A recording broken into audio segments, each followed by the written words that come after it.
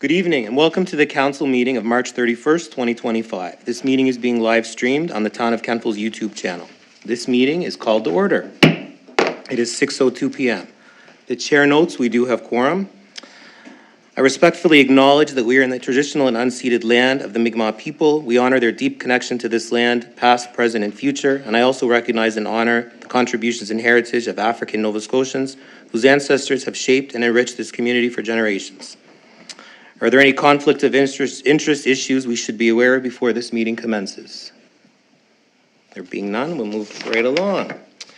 We have a proposed agenda in front of us. CAO, are there any changes to this agenda? No, Your Worship. No? Okay. Any other changes to the agenda? All right, moved by Councillor Savage and a seconder, Deputy Mayor Kroll. All those in favor signify by raising. Motion is carried. We have a series of minutes here from the last couple of council meetings. They've been distributed for your review. Are there any changes to these minutes? If there are none, we will accept them as presented. I did notice one mistake in the set of March 10th, 2025 meeting minutes. In the memorial pool improvements. All of council voted in favor except Councillor Hamilton was against this motion. Other than that, I didn't see any changes. Anybody else have any changes or errors in the minutes? There being none, they'll be accepted as presented.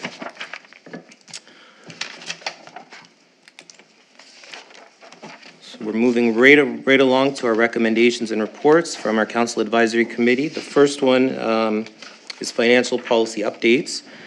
At the March 10th, 2025 meeting of Council Advisory Committee, Director Matthews reviewed her proposed policy changes to improve processes and notification of customers. The CAC recommended that Council approve the amendments to Policy Statement G47F, interest charges on outstanding accounts, as in the attached report. So moved by Councillor Savage and a seconder, Councillor Baker. Is there any discussion on this? Ready for the question? Council Advisory Committee recommends that Council approve the amendments to Policy Statement G47F, interest charges on outstanding accounts, as in the attached report. Gosh. Oh, yay. And voting is now open. Bingo.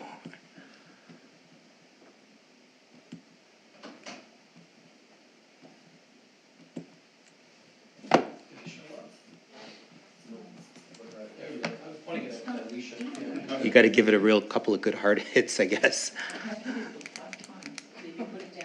Yeah. Put it down. Yeah, put it right there.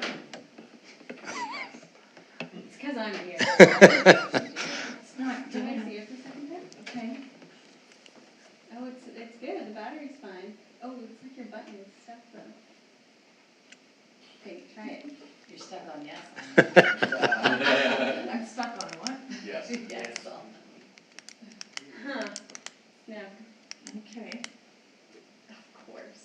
You know what? We'll take your vote verbally, so orally or verbally. I vote for. 4. Okay. All right. Voting is now. That's okay. Voting is now closed, and the motion is carried. All in favor. We have another recommendation from Director Matthews that Council Advisory Committee recommends that Council approve the new policy statement G83, billing of taxes, as in the attached report. Someone could move that.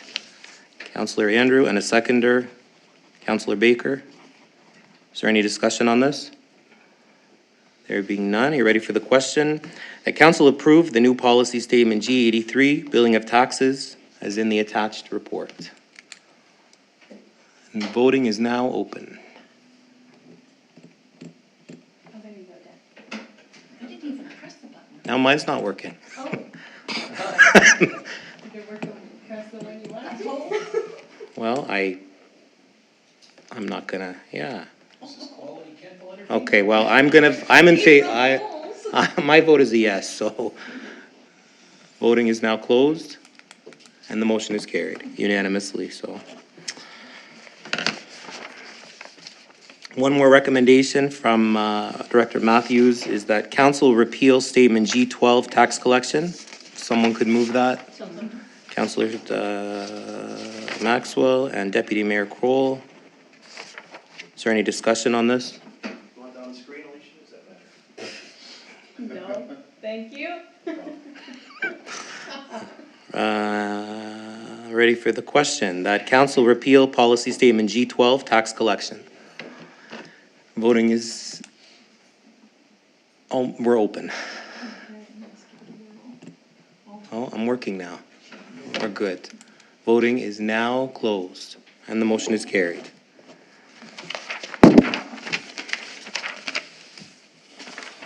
Our next recommendation is from the Donald E. Hills Connector Road funding. At the March 10th, 2025 meeting of the Council Advisory Committee, project engineer Ahmed Kadri presented the proposal to award the tender for construction on the Donald E. Hills Connector Road.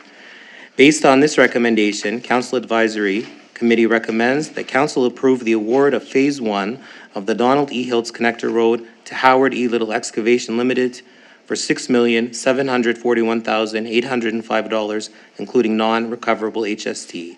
Someone could move that? Deputy Mayor Kroll and Councillor Maxwell as a seconder.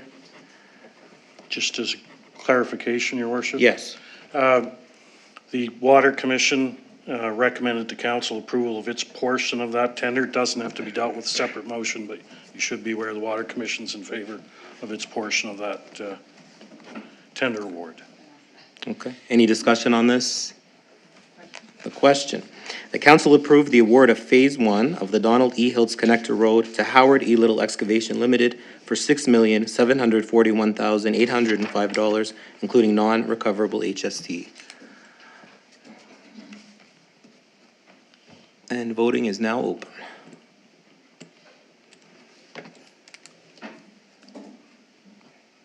Voting is now closed, and the motion is carried. Our next item is Code of Conduct Investigators. At the March 10th, 2025 meeting of Council Advisory Committee, Deputy Clerk Jennifer West provided a report to retain 2 professional legal counsels for Code of Conduct investigations for a 2-year term until March 2027, with option to renew for 2 years. Based on this recommendation, the motion would read that Council Advisory Committee recommends that Council retain the following 2 professionals as legal counsel for Code of Conduct investigation for a 2-year term until March 2027, with options to renew for 2 years. Noella Martin from Burchell Wickwire Bryson and Charles Thompson from Burchell McDougall. Moved by Councillor Savage and a seconder, Councillor Andrew. Is there any discussion on this? Councillor Savage. Thank you, Mayor. I don't know if it would be through the chair to the CAO, but do we know what their hourly rate is? And I don't remember if that was in the last I don't think it was. summation of it, but do we have a sense? Yes, Mr. Thompson, I believe, was 265. Sorry. I don't have the Wickwire home one, but they have, depending, there may be they have 4 different individuals who can work on depending on the seniority. The top rate would be Noella Martin herself, which was, I know it was more than 400, but it would likely be assigned to someone at a lower rate if it was of a nature that person could handle. Okay, and if I could ask one more question. So presumably when the operating budget is done up, there would be a forecast of an We'll amount? have it, I mean, obviously in the first year, there'll be a rough estimate. Right, Set okay. aside as part of our legal budget to deal with these. Okay, thank you. Councillor Andrew. The CAO actually just answered my question in the second part, so thank you. Perfect. There being no more discussion, are you ready for the question? That council retain the following 2 professionals as legal counsel for Code of Conduct investigation for a 2-year term until March 2027, with option to renew for 2 years. Noella Martin from Burchell Wickwire Bryson and Charles Thompson from Burchell McDougall. Voting is now open.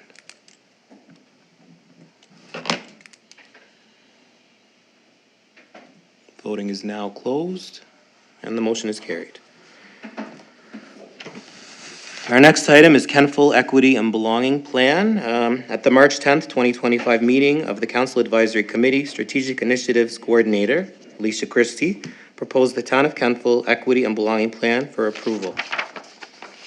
So the motion would read that Council Advisory Committee recommends that Council approve the Town of Kentville's Equity and Belonging Plan. Someone could move that? Councillor Savage, and a seconder, Councillor Hamilton. Is there any discussion on that? There being none, are you ready for the question? Council Advisory Committee recommends that Council approve the Town of Kentville's Equity and Belonging Plan. And voting is now open.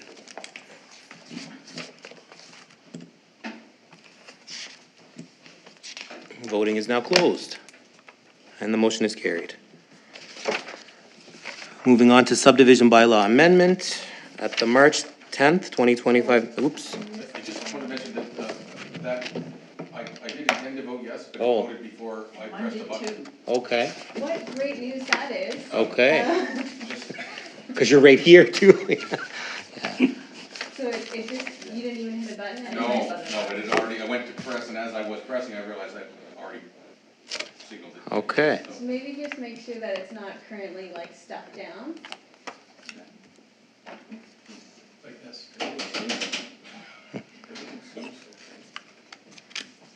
Maybe if you notice that, Mayor, if you're okay tonight. Yeah. People chiming in. Okay. I will, yes, we'll verify after each, yeah, okay. All right, we're ready to go on. At the March 10th, 2025 meeting of Council Advisory Committee, Director of Planning and Development Darren Shoup proposed amendments to the Town of Kentville subdivision bylaw and recommended that Council give it first reading. So the motion would read that Council Advisory Committee recommends that Council give first reading on the proposed amendments to the subdivision bylaw regarding primary and secondary services in the attached report. Someone could move that? Councillor Andrew, and a seconder? Okay. Councillor Baker? Any discussion on this? So you're ready for the question. The Council give first reading on the proposed amendments to the subdivision bylaw regarding primary and secondary services in the attached report. And voting is now open. Oh, Oh. one second. I have yours. This is what's happening. Oh, La-da-da. That's what happens when your last name is the same as my first name, right? Well, I'm glad Good you call. figured that out now. Who figured that out? Oh. Good job. Yeah. good catch. Oh my goodness. All Well, right, I got the right one. we're all good. Okay. Voting is now open. Okay, let's try it now. Voting is now closed, and the motion is carried. My goodness. Just making sure you're paying. That was good, yeah. Our next item is Policy Statement G81, Committees, Commissions, and Boards. Policy Statement G81. At the March 10, 2025 meeting of Council Advisory Committee, Deputy Clerk Jennifer West proposed the new policy statement G81, Committees, Commissions, and Boards for Council approval. The motion would read that Council approve Policy Statement G81, Committees, Commissions, and Boards as in the attached report with amendments. Someone could move that? Councillor Baker, and a seconder. Deputy Mayor Cole. Is there any discussion on that? Yes. Councillor Maxwell.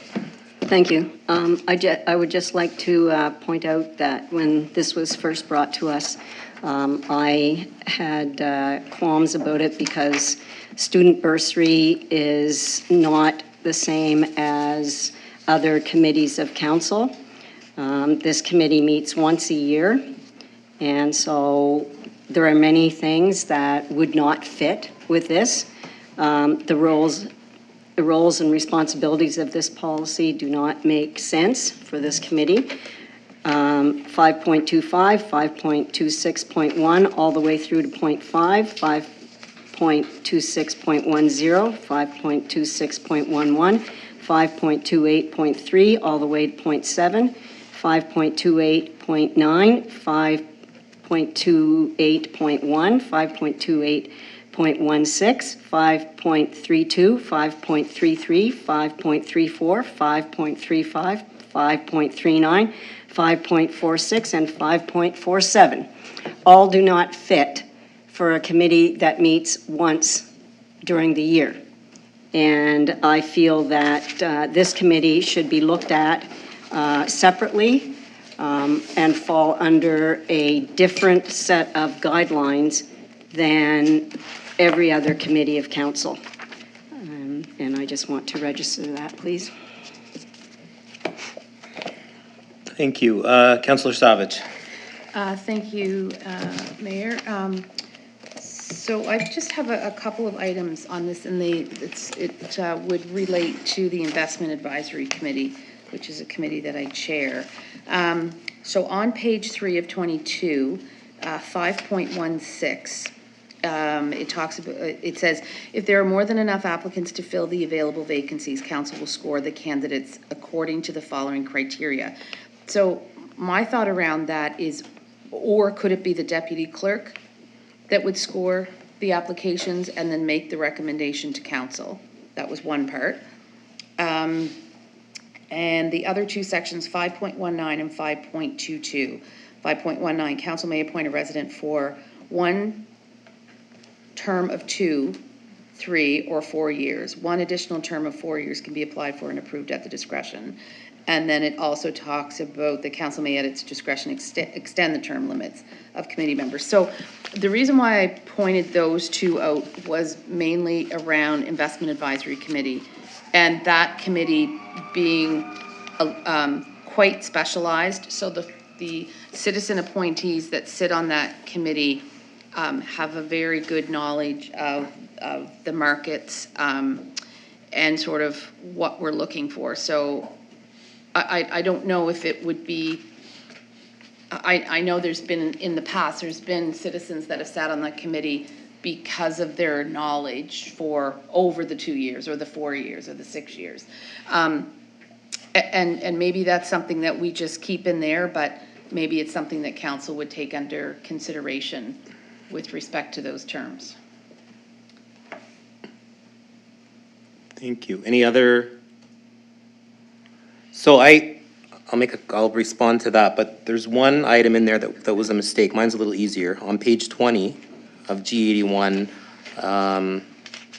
with regard to the Planning Advisory Committee, it's just a typo. It says it consists of 7 voting members, but then there's a 6 in brackets. And there's only 6. 3 from mayor, 2 councillors, and 3 citizens from the public. So that's just a typo. If it would interest council, do you want to go back one more time and maybe send an email, put everything in an email that you might want to have corrected, and then we'll bring it back in a couple of weeks. And it's not a big deal to get this done tonight. So if that's good with everybody, we'll just leave this alone. And You still have to pass them. yes, so we'll vote this down then, and then we will do your homework and then send an email off in the next, before CAC if you could, and then if that would work. You could, instead of voting it down, Yeah, you could or just table it, or amend it. amend it, to Okay. send it back to staff. Okay, that's to what we'll address do. the concerns. Okay, So all it right. could be, that council direct the CAO to review, sorry, I'm doing. Policy statement. 81, blah, blah, blah, with regards to council inquiry. Okay. Does that feel okay? Yeah, and Want me to Councillor. read it out? Yeah, okay, read it out and then I'll make sure they're okay with it. So the motion would now read that council direct the CAO to review policy statement G81, committees, commissions, and boards, as in the attached report with amendments in regards to discussion of council and inquiry. So moved. Second. We already, you know what, we already had 2 movers, so are you good with that, Councillor Baker? Yes, I just have a question. Okay, go ahead. I just want to make sure with Director Shoup here that there isn't a timing opportunity that we might miss if we don't have the Planning and Advisory Committee in place. No, we're okay. No. Okay, thank you. Thanks. You're good with that change in the motion though? And Deputy Mayor Crowley, you're good? Okay. All right, so any other discussion on this? Councillor Andrew? Is this, just through the CAO, if I could, through the chair, does this make sense to send this as emails, or would this be, would this make more sense for us to go through with our pens and highlighters and meet together for a brief meeting? I don't know how your mind works. I would personally find that a little overwhelming if all of us throw. Well, you could, if you want to redline what you feel, if there's things in there that you feel don't jive with what your thought is, I think that's probably the best way. Let's start there. And if you have no issue, then don't send an email. But if there's things in there that you are concerned about, send them off to the deputy clerk, or maybe copy the CAO, and then if there's a lot there, we'll reassess that when we get to it. All right, you ready for the question?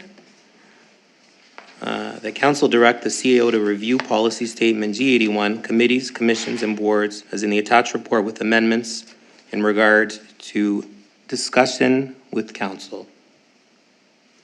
You had inquiries too, right? Yes. That's okay. You want to put it up there? Okay.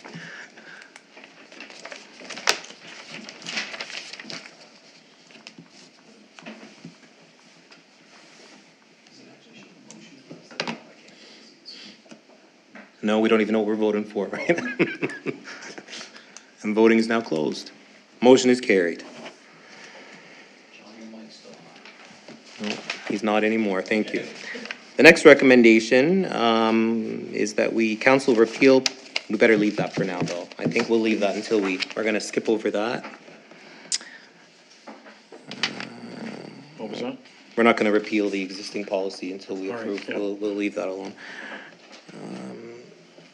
Okay, we're now moving on to policy statement G82. So at the March 10th, 2025 meeting of Council Advisory Committee, Deputy Clerk Jennifer West presented the new policy statement G82, Council Conference Attendance, Professional Development for Council's approval.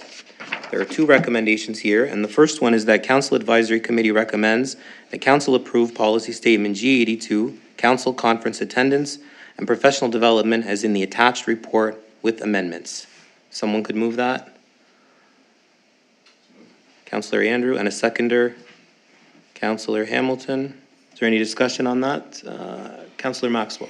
Thank you. So I'm wondering how councillor budgets are going to be set up.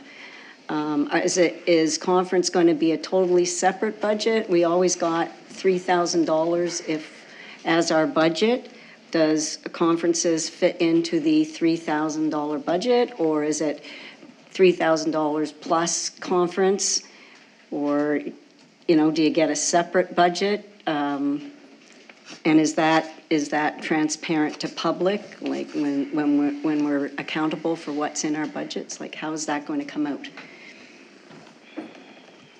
It's a great question, right? Your worship, I haven't delved into the minutia of the operating budgets yet, but what I'm most familiar with is there is a budget for the town for conference attendance by councillors. It's not by individual. It is, a budget is set aside to attend conferences, and then there is a budget for travel and other expenses of council members for other things that may not be conferences. And again, it is a global budget. It's I don't know what other rules, what else is in your other policy documents that puts a limit on any individual councillor. So it might be budgeted away, but in the absence of a policy, it would be a global budget if the policy doesn't override it. Okay, so my concern with that is if there was a conference or several conferences that no one around the horseshoe wanted to attend, and it was just one person attending all these conferences and eating up the budget, that to me is a concern, because I've been through that. So I don't know how council feels about that, but I think there should be some sort of restriction put on that. If the majority of council feels that the conference isn't, worthwhile, or this person's been on too many conferences, I think there should be checks and balances put in there. So.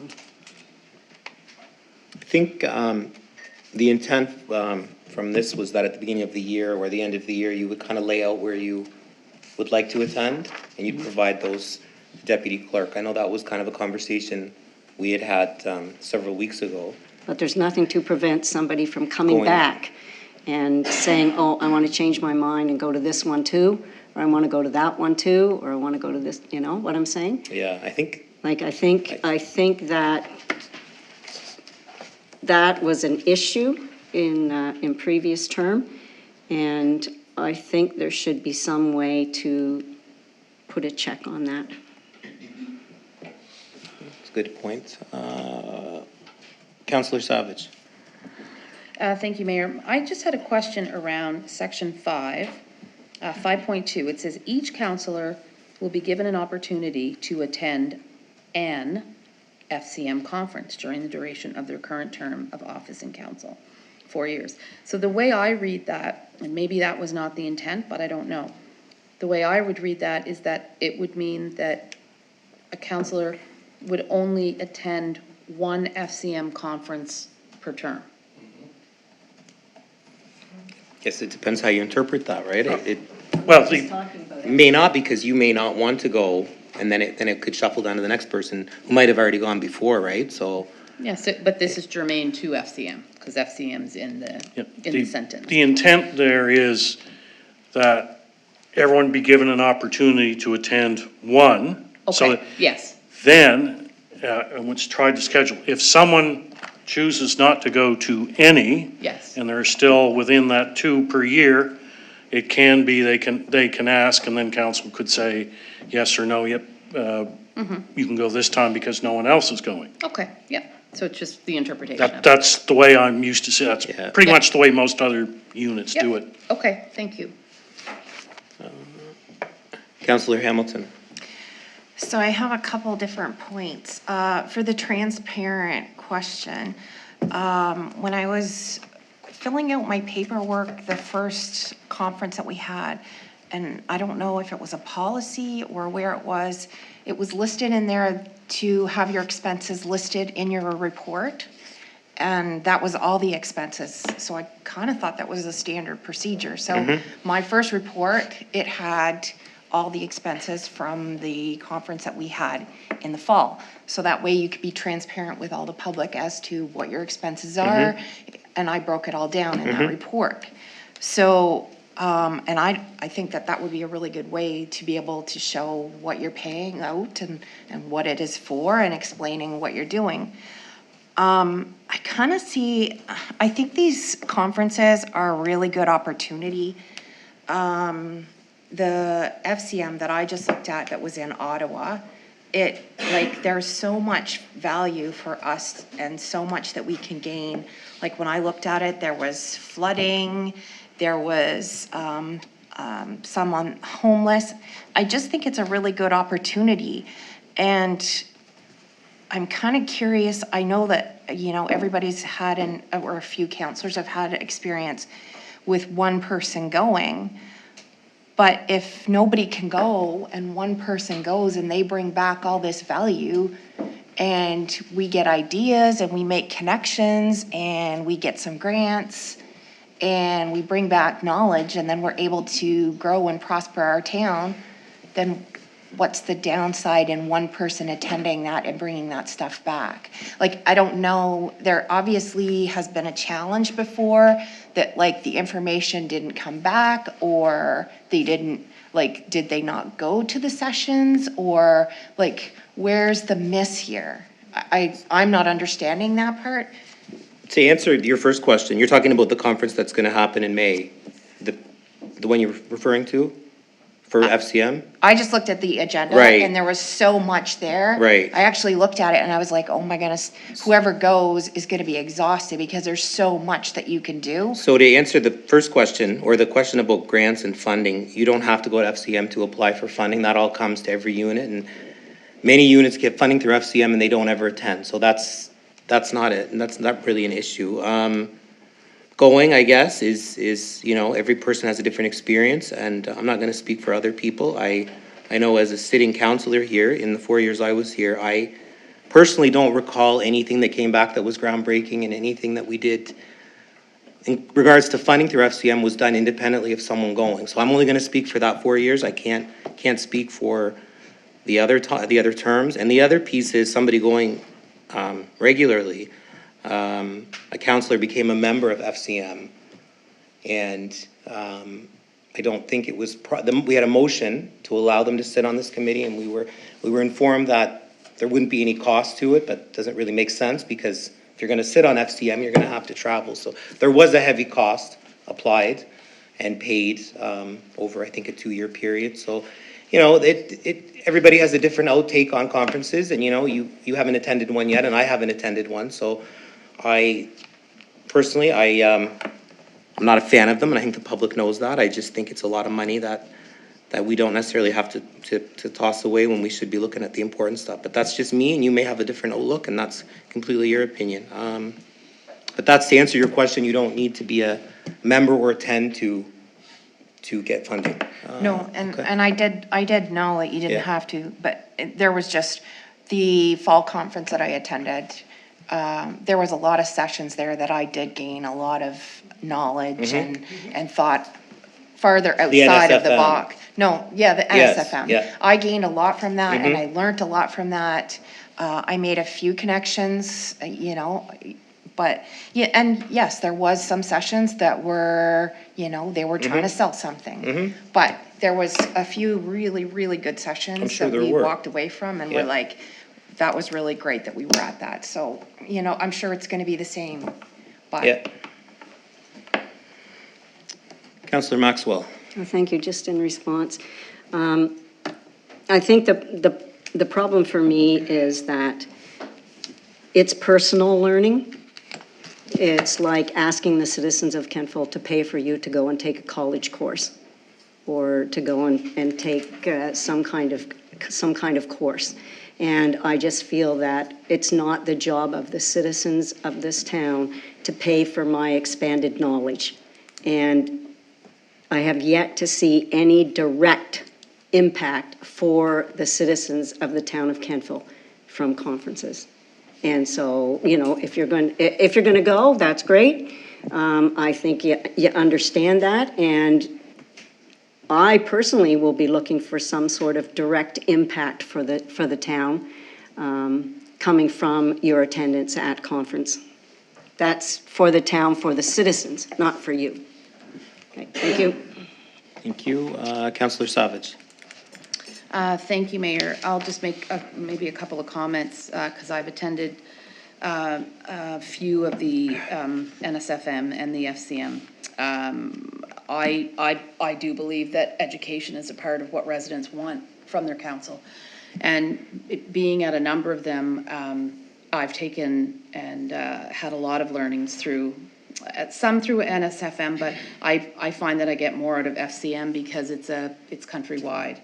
The learnings that I've had around sewer systems, regional sewers, parks and rec, and the list goes on. Like I think that's part of what citizens expect for us. They want us to learn more and to become more educated. And I think the more knowledge we have, I think it makes us better as a council. That's just my personal view on it. But yeah, so thank you for that. Thank you. Councillor Baker. I think it's important that the council builds capacity, especially with new councillors and old councillors, and these opportunities are important as an association, but we are responsible to educate ourselves and become better councillors. So if we miss these opportunities, we're doing a disservice to the community. I'm very much for advocating a budget that is easily foreseen as to what the costs will be. And yes, there have to be some restrictions on frequency of participation. And that was my question about if I offer myself as a table officer of any particular organization, what's the responsibility on the municipal unit? Or does the organization bear my travel costs, whatever? So I like the clarification around this, but I further support this motion, this development, because it's important to embed that this is something that Kentville needs to do. Thank you. Councillor Maxwell. I think it's their third time speaking. It is your third and final. Yes, and I just want to point out that anybody who thinks that a retired teacher would be against education is solely wrong. I do believe in education, but I believe we also have the ability to educate ourselves right here at home with the directors that we have here.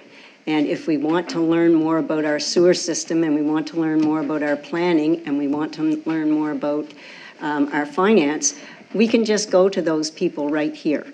And Kentville is only a town of 6,000 people. We're not a city. And I think that the use of, all the things that we have to educate ourselves at our fingertips is more important to me than going on the taxpayer's dime to a conference. And, but that's an individual choice, and the taxpayers will watch that just like they did in the last term. Thank you. Thank you. Councillor Andrew. I've seen hit or miss, and I think sometimes it depends on the speakers, the facilitators, but I think there's another part of this, and that's that we have different types of learners. And so for me, I have had some good experiences, and I've had, at conferences, but I think for the type of learner I am, if there were another opportunity like Councillor Savage had, through Dalhousie, like something like that, I would do far better where I could immerse myself in books and writing papers. It's just been hit. There've been some real wow moments at some conferences, and I don't know how we can kind of bring those things home. So, but I do think it depends on the learner. But I do think we heard from citizens over the last year, and there was concern about the frequency and the amount of money, frequency of times that certain councillors went, and the amount of money. And I think we'd be foolish not to listen to that. And so, so I don't know what the right answer for that. I don't know if there's a way to defer, like if there were a course or a program that one counselor came and said, look, Dalhousie or whatever school's offering this course, and I think this would be great. I'd love to do this and then bring it back and share with you. I think that'd be great on an individual basis as a one-off, to be able to, and I wouldn't feel shy with this council to say that. I found this opportunity, and it's going to be $800 or $1,500, but it's going to be really great, and I'm willing to do the work and then teach it to you. So I guess my thought is, when we talk about education, not to limit ourselves to these broader fraternities that we're invited into. That's my thought. Thank you. Councillor Savage. Thank you, Mayor. Yeah, I would agree with Councillor Andrew. I know in my first term, I took the executive certificate in local government, and that had to come before council. And it was approved, and I took a tremendous amount of learning from that. I'll say again, I believe knowledge is power. I think it's very, very important to continue to keep up on things. And when you go to these types of conferences, the learnings that you get out of them are not comparable to what you would get at home. So that's why they have them. That's why thousands of people go to them.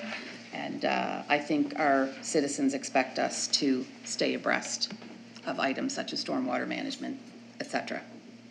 Thank you. Thank you, and thanks everybody for that. I'm hearing a lot of different things, and I'm just wondering, as we approach budget time, if it would make sense, because this was an ongoing issue last term, and I'll defer to you, CAO, if we should have budgeted amounts per person, so that if four of us don't go, 2 of us aren't eating up. I'm not sure how that would look, but we've typically, we've had $3,000 per counselor, so if there's $18,000 in a pool, we've seen instances where one person has spent 10 and some of them haven't spent any. So I mean, if we could put that language in there and set a cap per person. Aside from FCM, I'd leave FCM the way it is, but for everything else, because FCM we know is going to be at least, in the $3,000-4,000 range per person by the time they get lodging and airfare and conference fee. But for the other stuff, if there was a way to, rather than have one pool, I understand. Yeah, it's just, I've never seen it. I guess maybe it's become an issue here. I've never seen it be an issue. In other municipal units, you set, here's the budget for the year. Council polices each other and says, well, okay, I'll go to this one. And they usually, certainly for FCM, most councils actually appoint their delegates at a council meeting as to who gets to go. that year. And so it's completely transparent, everyone remembers who was paying for that. And so when other request comes up, that's sort of remembered, well, that person is, so it tends not to be all for the benefit of one. But then again, if no one else is willing to do some of these things, and if one person's willing, sometimes it does happen. So it's a trade-off, and I think you need some flexibility in there, rather than putting individual caps, takes away some of the flexibility. If some person can't go to anything that year for whatever reason, then another counselor can go. I think from yeah, and I understand that, and I can appreciate that. And it wasn't an issue with members. It was really just one situation with one specific situation. So the rest of council didn't, I don't think, overspent or overwent or anything like that. So, our Deputy Mayor Kroll. If I could probably add a little bit of clarity as to what the past practice has been in Kentville. Until I left in December 22, each councillor had their own expense account, and it was about $3,000 for each councillor, except the councillors that were slated to go to FCM, and those were probably about $5,000 if I recall.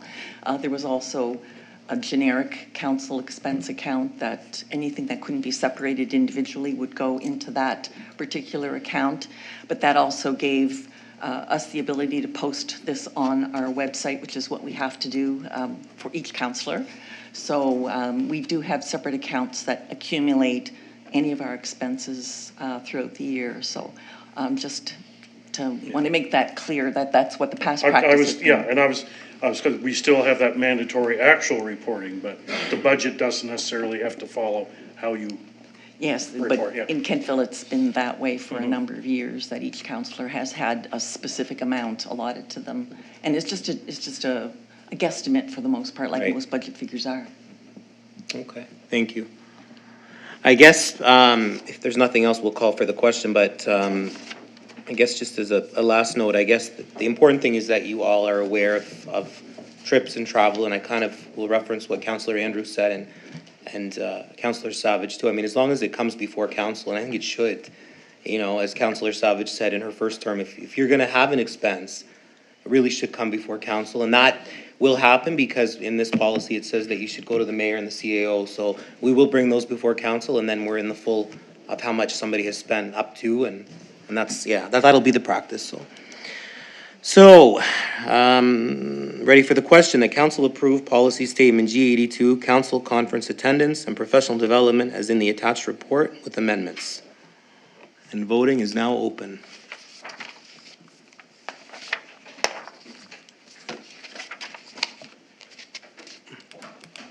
Voting is now closed and the motion is carried. So the last recommendation from this is that council repeal policy statement G21 FCM conference attendance. Someone could move that. Councillor Andrew, and a seconder, Councillor Baker. Is there any discussion on this? There being none, ready for the question. The council repeal policy statement G21 FCM conference attendance, and voting is now open.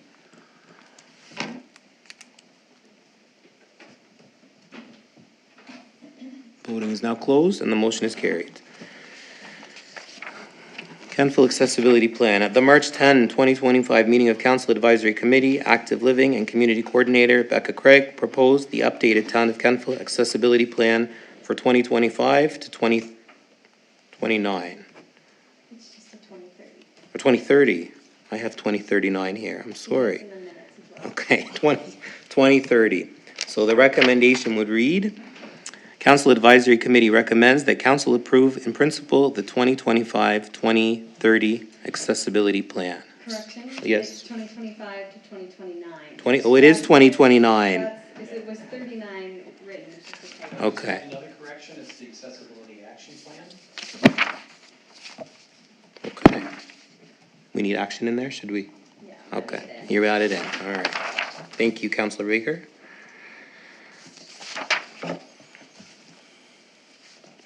So I'll read that again. The council approve in principle the 2025-2029 accessibility action plan. Someone could move that? Councilor Baker and a seconder.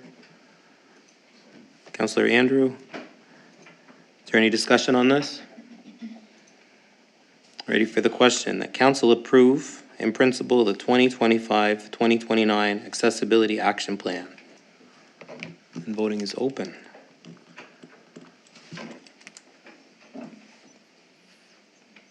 Voting is now closed and the motion is carried.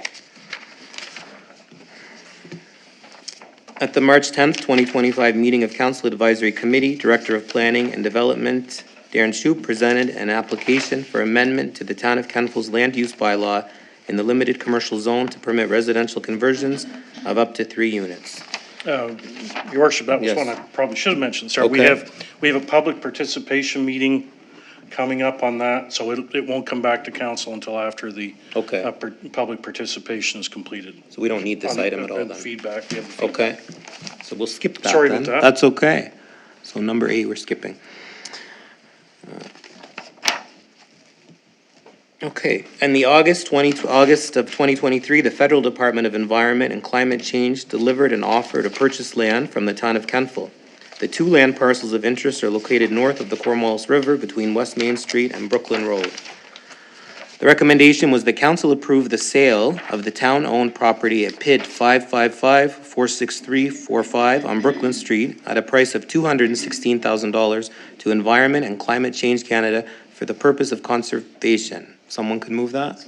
Councillor Maxwell and Deputy Mayor Kroll. Is there any discussion on this? Councillor Baker. Are there any plans to offer property for sale around that piece to increase the duck reserve, the duck conservatory in that area? Because if we look at the area itself, it's bordered by land that is privately owned, but it's considered a wild bird sanctuary. So I'm just wondering if there are any plans to continue that and actually build a sanctuary in that area. Well, that would be up to the folks that are buying the government if they want to put a sanctuary there. Well, I take it that their purpose is for conservation of that area. Mhm. But if we just do a little parcel of land, I think we need to have a plan that looks at the whole area, the whole Cornwallis watershed, or actually floodplain. You mean lands we don't own? Is that what you're saying? Yeah, in the long term, because if it's to be a conservation area, just reserving one block and saying this end of the pool is a conservation area when the rest of the pool is not. I just want to make sure that we've got a bigger plan in mind here rather than just a piecemeal. Right, but we don't own, I don't think we own any other parcels there, to my knowledge, unless you want to speak to it, CEO. Well, yeah. all these initiatives have been at the federal level, so it's within their it's not the municipal jurisdiction. Okay. In this case, this is to meet their targets. And I'm certainly, if there's, they did mention one other parcel, it wasn't, I believe, appropriate, but there's a small piece somewhere else, but they were, certainly we're all, if they notice other ones and it's surplus land, we'd certainly entertain and bring it back to council at that point, but staff have not been directed to generate any master plan on those conservation areas. Okay, thank you for that clarification.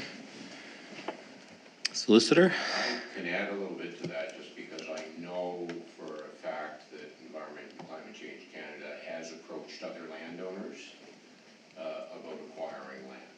So it would appear they have a larger plan. Whether they've shared it with the town, I do not know. I also wanted to mention that there is an agreement signed that's subject to council's approval tonight. And so if council gives approval to this tonight, then this transaction will be moving forward. Thank you. I'll just hang out here in case anybody has any questions. Okay. Yes, go ahead. The floor is yours. Just to add, Councillor Baker there too, if you are interested in larger approaches to conservation, that could be a conversation you have within the MPS review, because we can have different land uses within the zones within the community, and Director Shoup is here if you needed clarification, but I just want to name that could be an opportunity to look into some sort of approach. Thank you. Thank you. Okay, ready for the question? That council approve the sale of the town-owned property at PID 555-46345 on Brooklyn Street at a price of $216,000 to Environment and Climate Change Canada for the purpose of conservation. And voting is now open. Voting is now closed. The motion is carried. Well, we completed our recommendations and reports. We will now move on to council reports, and we'll start with Councillor Andrew. The floor is yours. No cheapers. All right, so let me find me. All right.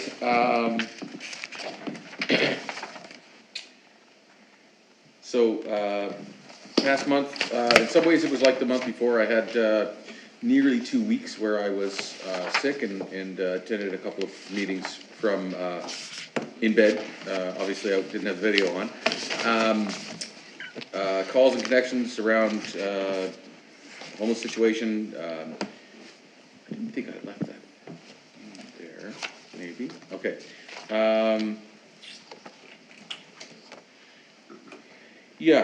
Some other calls about citizens are aware that we're moving into budget time, and really appreciate everyone who's reached out and have had some coffees and other discussions that around what just listening to people's priorities. Very important to hear those things, and many of these folks identified a need for coordination. It's a conversation we've had here. We have some issues around street involved folks in town, and still some deficiencies around coordination.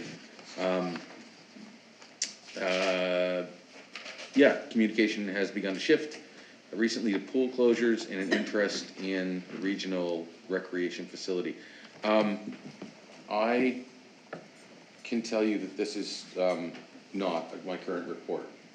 I did send this to Jennifer, however, this is a mishmash, so my apologies. I am struggling with technology and sharing the right document, but I will send this. I'll send the current report. Okay. Okay. Any questions for Councillor Andrew on his report? There's none. We'll move on to Deputy Mayor Kroll. Okay. Mr. Baker was before me, but I will go. Oh, you know what? No, sorry. I was looking at this side. Councillor Baker, go ahead. Thank you, Mr. Mayor, and thank like you, you Deputy here. Mayor. I'd like to shout out to our folks on YouTube tonight, especially former Kentville Councillor Eric Bolland and his wife Lori, who enjoy staying up late and watching our important events. And the highlights of my report are such that we really got to sit down and look at what we want to see for our vision for Kentville. That being, I sit on the library board, and the way that the provincial government has funded our library is determines the town of Kentville's contribution. Libraries don't seem to be a priority for this provincial government, or maybe for governments for quite some time, because their funding is variable. We know that we want a library, or at least I want a library in the town of Kentville. I haven't done a poll. And I would think Kentville would look a whole lot different without a library. We know that services have been increasing, especially since COVID, for live text, but more importantly, also for e-readers. And this causes economic difficulty for the library, because if you bought a book, you could circulate it for a certain number of years, we assume, but in fact the licensing on e-reading books is restricted to 25 uses. So the library is having to rebuy books. Now, one of my favorite authors, Mel Robbins, her book, what's it called again? Help me out here. It's called Let Them. Oh, it's on your hand. And I'd like to acknowledge that Councillor Hamilton has the title on her, tattooed on her hand. If you go to the town of Kentville or to the valleylibrary.ca, you will see that that book is on hold for 635 users. And if they have to rebuy the book every 25 times, I'll let you do the math. I'm not a math person right at this moment in time. So if we want the libraries to exist for our children, for our usage, for our grandparents, we need to support them. Luckily, the province came through with its bridge funding for this year. Again, it's not a commitment for ongoing funding. And in fact, in order to reduce the turnover of folks who provide the valuable services in the Annapolis Valley Regional Libraries, we've got to pay them and treat them better. And these people do so much. I challenge you to go to the library and have a negative experience with these people. They're willing to do so much for so little, and it's time to bring them up to a living wage, which is the government's non-priority, should we say, based on what they're doing. So I ask you, what do you want Kentville to look like? If you want it to include a library, I recommend that you make it a priority in your funding, and that you be aware that that situation is that they're running a deficit at this point, and it's unclear whether they will have a new funding formula that they were promised. So that being said, look 2 years out, see if you want a library or not, because if not, we're going to keep doing what we're doing, so we've got to change something. The Kentville redesign of the library is important from environmental design security perspectives. It wasn't designed with sightlines in mind. So in order to improve the security of the Kentville Library, they're going to be changing the direction of the aisles so that the sight lines are a lot easier. And also the staff panic buttons are on order and to arrive any day. They have great need there, and KPS has been wonderful in attending. But Kentville is the most used library in the Annapolis Valley and has the most number of folks who come in and want to use it as a refuge during colder times as well. So that's my bit on the library. I encourage you to take a look at that. Walk into your local library. If you haven't been into the beautiful Kentville Library in the last 6 months, you're missing a treat. I get to Port Williams Library, Kentville, Hantsport, and Windsor regularly. That being said, the last thing I have to ask your patience with me for is I sit on the Kentville Inclusion and Accessibility Advisory Committee. And we're breaking out into task groups, and we've asked for assistance from KBC to help us better understand the economic or the burdens on the business community to making their businesses more accessible. So we got written input from the executive director, Hodges, and God bless her, she is now at King's Transit in her dream job, so we very much appreciate her input there, but we're looking for a new connection with KBC in that respect. If I can beg this council's patience on one more issue, I am to attend the NSFM conference the end of April, having been sick as I showed up to the NSFM in the fall. I'm unsure whether that amount had to be accounted for, whether I attended and registered and didn't show up because of illness. So my purpose is to attend the spring conference in Truro and have registered for such, but I'd like to know where my account is at. You can check with finance. With finance. Thank you. Any questions? Any questions for Councillor Baker? There being, you have a question? Hold on, I'll put your mic on, yeah. If no one else has a question, and I, apologies to Councillor Baker, I did share my document with you, so you do, I shared it with you and Jennifer, so if you're able to upload that, and if I may, because it was all sounding very familiar to the previous month, I did mention that it had a number of meetings with citizens, and mentioned the flu, but then we had begun our season of budget deliberations, and in what is a crucial time for Kentville, and but also a great way to launch this 4-year term. A level of cohesion is emerging that I believe will enable a strategic plan to direct things forward in a way that Kentville has not seen for quite some time. Council is navigating a way forward that will maintain recreation services with a focus on attending to extensive infrastructure upgrades. Good news for Kentville. These challenges are not insignificant, but we are working hard in carrying forward and forging relationships, and kudos to you, Mayor Zabian, on some of that too, to enable our budget to accomplish an awful lot. So that's just my little blurb that I wanted to say. Thank you. Well, thank you for that. Deputy Mayor Cole. Thank you, Your Worship. Under the highlights, I attended the first meeting of the Audit Committee. It's a new committee with some new councillors And two new committee members, Michael McLean and David Ritzy, both of them well experienced in the financial world. Robust discussion we had around the table, and we're going to meet again in the month of May, I believe, to have another meeting. The fire area rate meeting was held on March the 24th. The fire area rate remained the same as it was last year at 4.5 cents per $100 of assessment. I've been to the Investment Advisory Committee meeting. I'm not going to give a huge report on this. The chair, Councillor Savage, will give a report perhaps next meeting. I'm not sure if she has it in her report this month.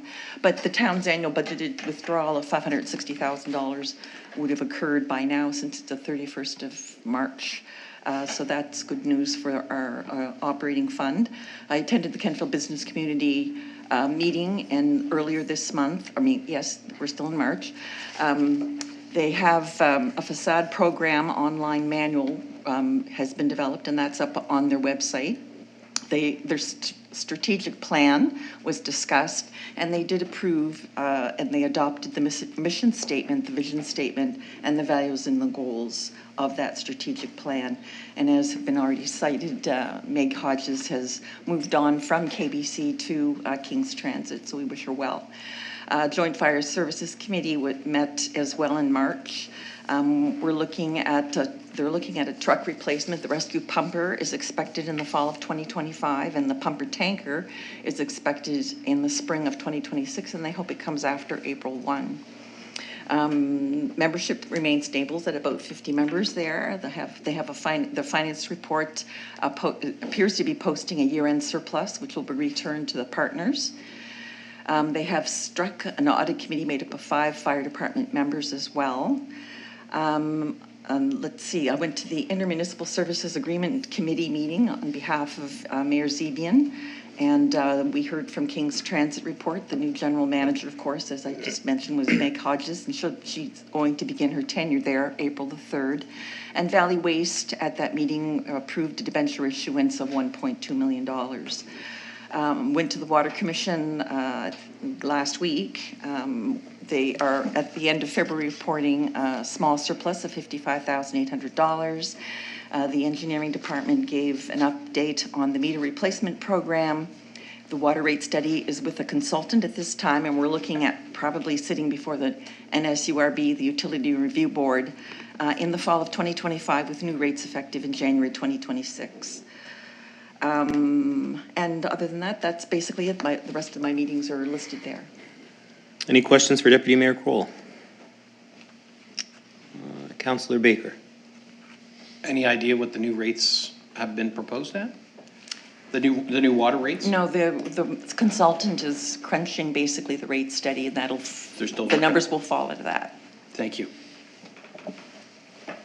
Okay, we'll move on to Councillor Hamilton.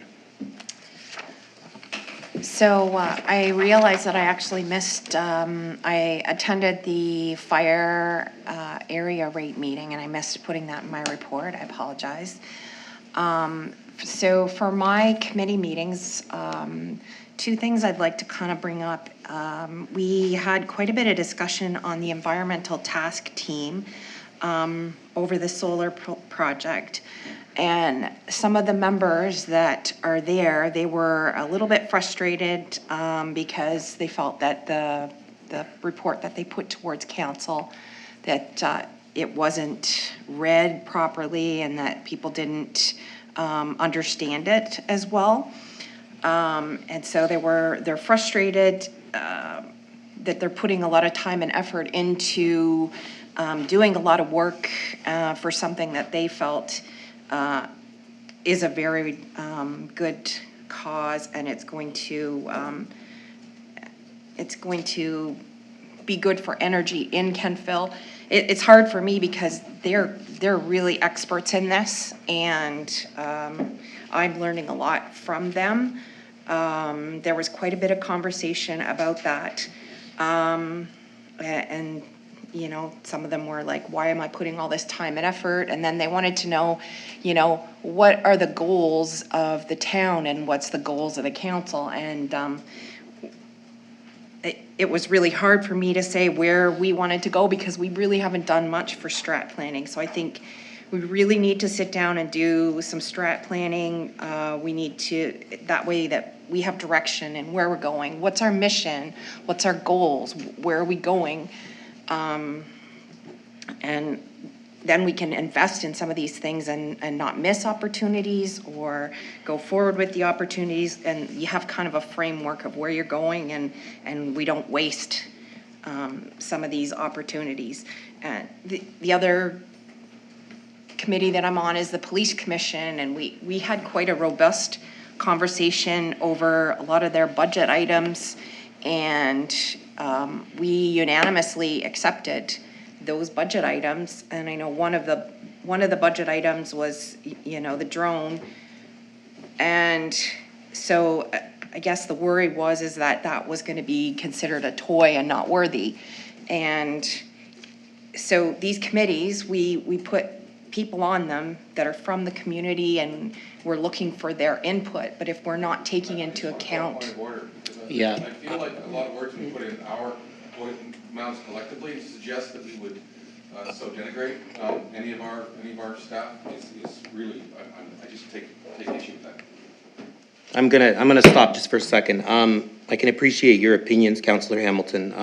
We're not debating either of these issues right now, and further to that, your comment about committees, they bring recommendations to council. The decisions are made with the 7 of us. So if people are on committees and they're doing the work to bring that to us, they're not part of the decision. So I've been on committees before, and I know a lot of you in here have been, and sometimes those ideas just don't come to fruition. That's the point of being on council. We make the decision here. So I'm going to, do you have anything else to report? No, I understand, and I can understand their frustration, the committee had asked me to bring this to the council. Right. To talk about it here, and so. But typically, and when decisions are made, there is a request for a reconsideration tonight, and that was done through a process of a request for decision. But typically, when a decision's made, aside from that one, because it's being brought back, it's a decision of council, and we move on and we keep going. So if committees have grievances, that's, they kind of have to deal with that on their own and move on to the next. That's what a committee's for. So we can't just keep talking about the past and what happened, that they're unhappy with the decision of council. That ultimately, these are our meetings and our decisions. So anything else in your report, though, you want to speak to? Okay, any questions for Councillor Hamilton? Okay, there being none, we will move on to Councillor Maxwell. Thank you. Since my last report, only one committee has met. However, Water Commission, I sat with the Water Commission, and that was after my report was submitted. However, the Deputy Mayor did a great job giving a very comprehensive report on the Water Commission. I will say a few things in my next report. And I contacted the Recreation Director at the County of Kings regarding the status of the Annapolis Valley Trails Coalition, because the last meeting I attended, it was left with the County of Kings and to get everybody back together. And that hasn't happened yet, and I have not heard back yet. And that was a couple of weeks ago that I sent that out. So I'm still waiting to hear from them. The one committee that I did have was the Inclusion and Accessibility Committee, and I'm on the opposite task team to Councillor Baker. I'm on the Transportation task team, and we looked at how we could impact transportation in Kentville regarding how we can make it more accessible for all users, our newcomers, as well as people with disabilities. And we have left it that we're going to, I actually suggested that we bring the person in from King's Transit to talk to us about what their plan is moving forward, because we can't really move forward until we know what King's Transit is doing. And then once we get their plan, then we are able to interject some ideas from our committee. So we should be having somebody come and speak to us from King's Transit more on their plan to update their transportation system. I did have a very upsetting incident occur at the start of that meeting, and I have explained it there in my report because I don't know what's being put out there on social media. And if anything is out there on social media, it's only one side. So I wanted to give my side of this incident. I found it disturbing because decisions were made without even consulting me. And I feel that if somebody has a complaint, you bring it forward, you get the two parties to sit down and you have a discussion before you make any kind of recommendations. And that just didn't happen. I was totally excluded, which doesn't sit well with me for an inclusion and accessibility committee. So that's there, it's explained, and if anybody has any further questions, I will entertain those, but I wanted my side put out there as well. My meetings are listed there. I did attend the Shrove Tuesday Pancake Supper at St. James Anglican Church, well attended, and always a good meal. I went to the Heritage Center open house. That was the makeup for the day that they weren't able to have it. I think that was a weather issue, and of course they're doing fantastic things over at our Heritage Center and really promoting Kentville's past, and I think that's something that we've been lacking here for a long time. So a fantastic group of volunteers, just a fantastic group over there. And if you haven't been in to view that, I would recommend everybody gets in. And for International Women's Day, I also attended an event at Acadia, Women in Sport at Acadia through the various decades, and that was really interesting as well. Of course, I'm always attending all of our meetings and special meetings, and the capital budget is in progress now. So we'll look forward to bringing that soon. That's my report. Thank you. Thank you. To answer your question, we could definitely invite somebody here from King's Transit and even Valley Waste too. Regarding the fleet of buses, they haven't made a decision. No decision's been made yet if we're going to go with electric buses or if we're going to, This was for the task team. Oh, for the task team, right? Yeah, and I think they're going to come to and talk to our task team. I made that. Okay. And so hopefully they'll be able to come and tell us what their plan is, Okay. and then we can interject some of our ideas. Okay. Yeah. Okay. Any other questions for Councillor Maxwell? All right, there being none, Councillor Savage. Thank you, Mayor. I made a note that the past month was a tad heavier as we're getting into budgets. Audit for Town of Kentville and also the capital and operating budget for the regional sewer. And I made my investment advisory committee scheduled for March the 26th, so my report was in the day before. So that being the case, my report will be included in the April council report. As the deputy mayor has mentioned, the funds were moved out of the portfolio in the amount of $560,000. They all have to go through operating, and then there is $100,000 that is going to be allocated to capital, and that was a change that we had made in the last year. So $460,000 will go into our operating and be a source of revenue in the operating budget. So regional sewer was on March the 13th. We had a regional environmental compliance update. There was a time of non-compliance, but that has rectified itself, and the non-compliance was during the time of May 2023 to March 2024, and that was attributed to the upgrades that were done. Now that all the projects are completed and the wastewater is back to full and normal operations, the BODs and TSSs and E. coli are now in compliance. We had an update on the regional force main rehab project, and that's the replacement of the 18 and 8 force main replaced between RG5 lift station, not left station, and east up to the Harvest Moon Trail. That's all pressure tested now, and it has passed. There was a financial update done as well at Regional Sewer, and they had the December 2024 Regional Sewer Variance Report. There are more testings to be done at various locations, like Valley Regional Hospital, and if they are exceeding their specific allowances of BODs and TSSs, et cetera, then they are considered to be non-compliant and there would be penalties. The Regional Sewer 2025-2026 operating and capital budget. Reserves are underfunded. As a result, our share, the proposed share, has gone up year over year. It's quite substantial. It's $393,000. That is going to be discussed amongst Director Bell, Director Matthews, myself, and CAO Matheson. So hopefully before our next meeting. And then that will be, depending on what happens with that, that will be brought back to council for recommendation. Board of Police Commissioners was on the 21st of February. I was inducted into Board of Police Commissioners. This is my first term on it.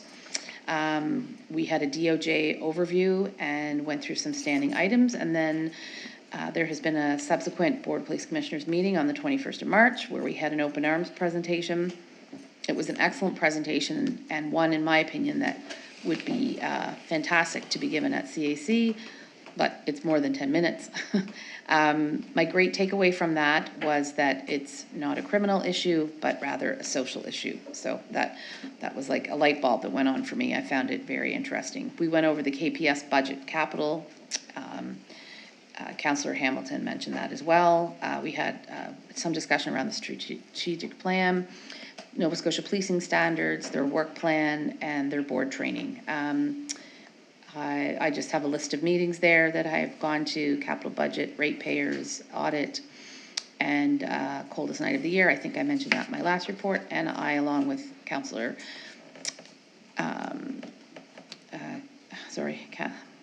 Maxwell, sorry, oh my gosh, I don't know.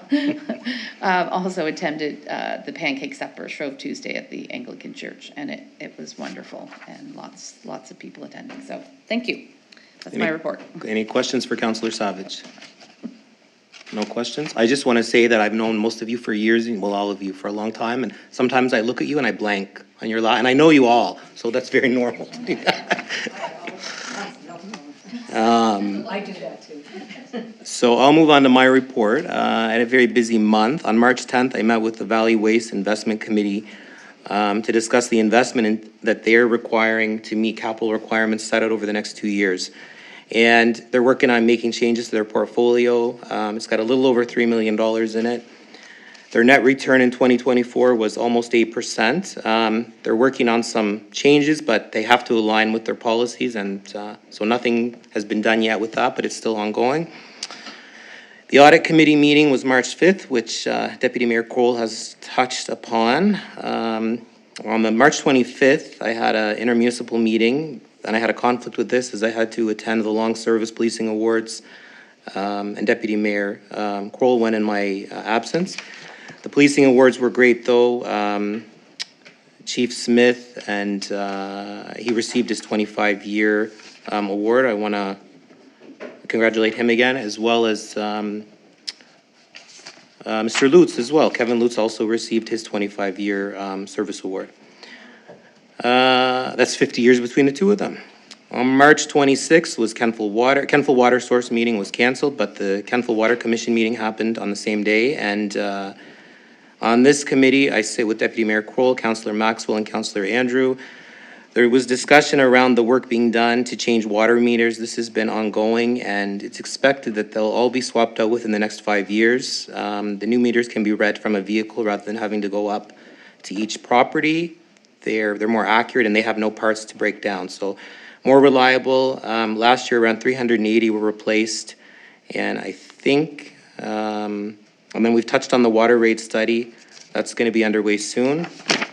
It's anticipated, though, that the new rates wouldn't be in effect until early next year.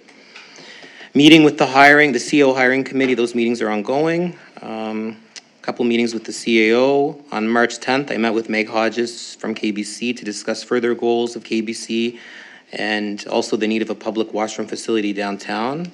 Meg Hodges has now moved on to King's Transit, and we wish her the best and thank her for her time with KBC.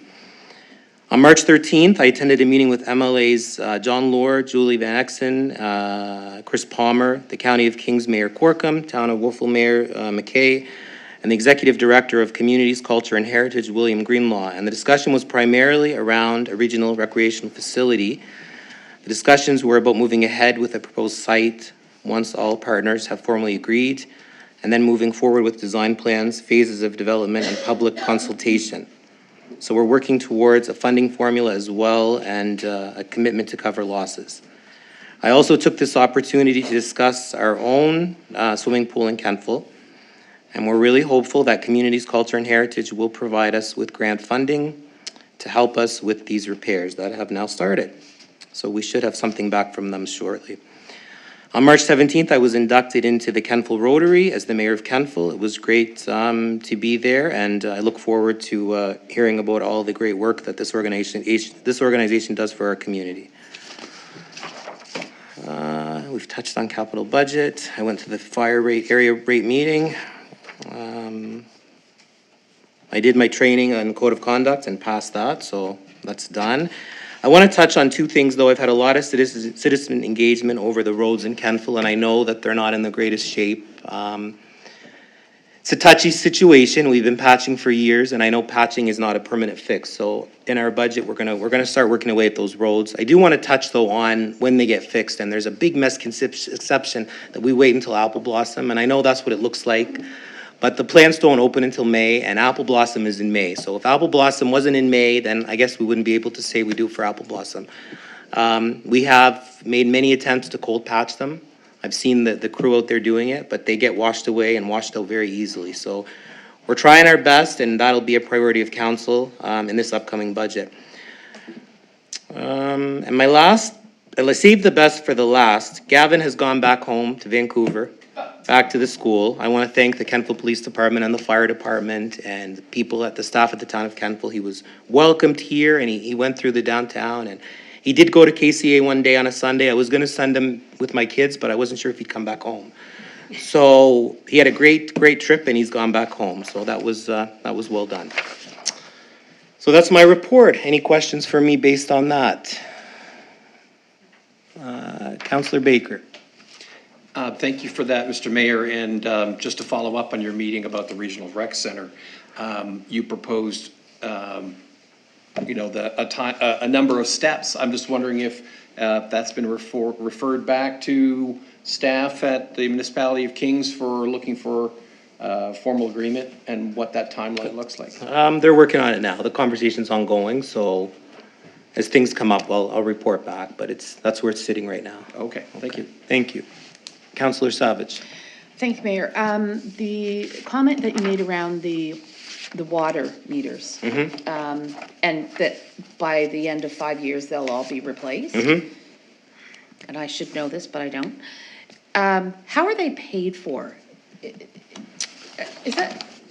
We pay for them. Yes. Unless it's larger than, I'm going to look at Deputy Mayor Kroll. If it's commercial, I believe they pay for it. The developer has to pay for it. If it's a large, I think more than, is it 3 or 4 units? I think it's 3 or 4, then the developer has to pay for it. Okay. But we foot the bill if you're building a house and you're just a one person, we pay for the meters. Yeah, am I right? Well, most meters are paid for by the utility. It's just with the meter charge, that's a portion of the bill. The commercial ones pay for themselves rather quickly because they have a much larger bill because of the larger meter size. But on the residential side of things, that will be. Again, it's recovered through the rates. Right, You yes. replace so many. Okay. Try to do your replacements, it becomes a capital item. Yeah. And then it's recovered through time from the water rates. Yeah, and then those rates should be going up, will be going up in 2026. Yes, Yeah. and I know even last year, I think it was last year that the ones at the hospital were replaced. Yes. And we recovered the money pretty quickly because Okay. the old ones were broken. Right. So we weren't getting the full. Okay. So that's, so they do pay off. That's great. Okay. Councillor Baker? Just extension on that. What's the reliability On the new of ones? those new meters? Director Bell said around 20 years, I think. Well, the older ones were mechanical and the efficiency drops about 1% per year. Okay. So and they read lower by about 1% per year, and so they degrade over time. So you get a new one in, you're gonna get accurate measurements. But because they're electronic, you're gonna get an accurate measurement until the meter actually fails. Right. It should be 100% until the And so useful life far, of the meter is The gone. existing meters are doing well? Relatively, as far as Okay. there were no concerns expressed at the meeting about them, so. Okay. Thank you. Okay. No other questions? We'll accept those reports in our package, and we will now move on to old business. We have a request for decision. An RFD was prepared by Councillor Savage, and I will give you the floor. I'll put your mic on, even better. Okay. Thank you, Mayor. So I did complete a request for decision after this was brought forward at our last CAC meeting, and then it was defeated at our last council meeting. There were quite a number of comments that were made around this project, and the fact that it would be a good thing for Kentville. And then certainly there is a tremendous amount of information that the committee has done.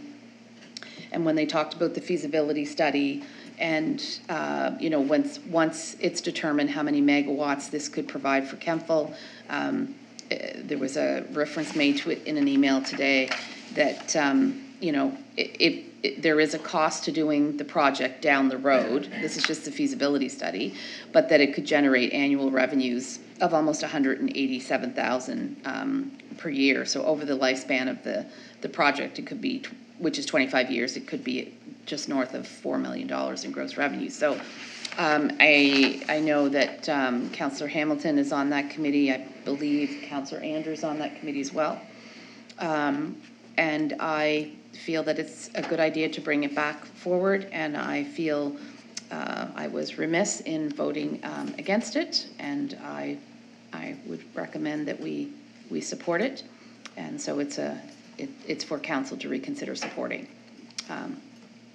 that the task team support the low carbon community Colchester partnership opportunity. I understand that Colchester County was probably advised of our decision, so maybe it is not still open for us to support it, but maybe. Okay. Oh, okay. I'll look over it. Okay. It is still open? Okay. Yes, and I know Councillor Maxwell spoke on it in great length as well at the last meeting, and so I voted incorrectly, so that's why I'm bringing it back. Thank you. Thank you. So I'm going to open the floor if there's any questions for Councillor Savage. We're not going to debate it yet because there's no motion on the floor, but if you have any questions, I'll let this opportunity. I guess there's no questions for you.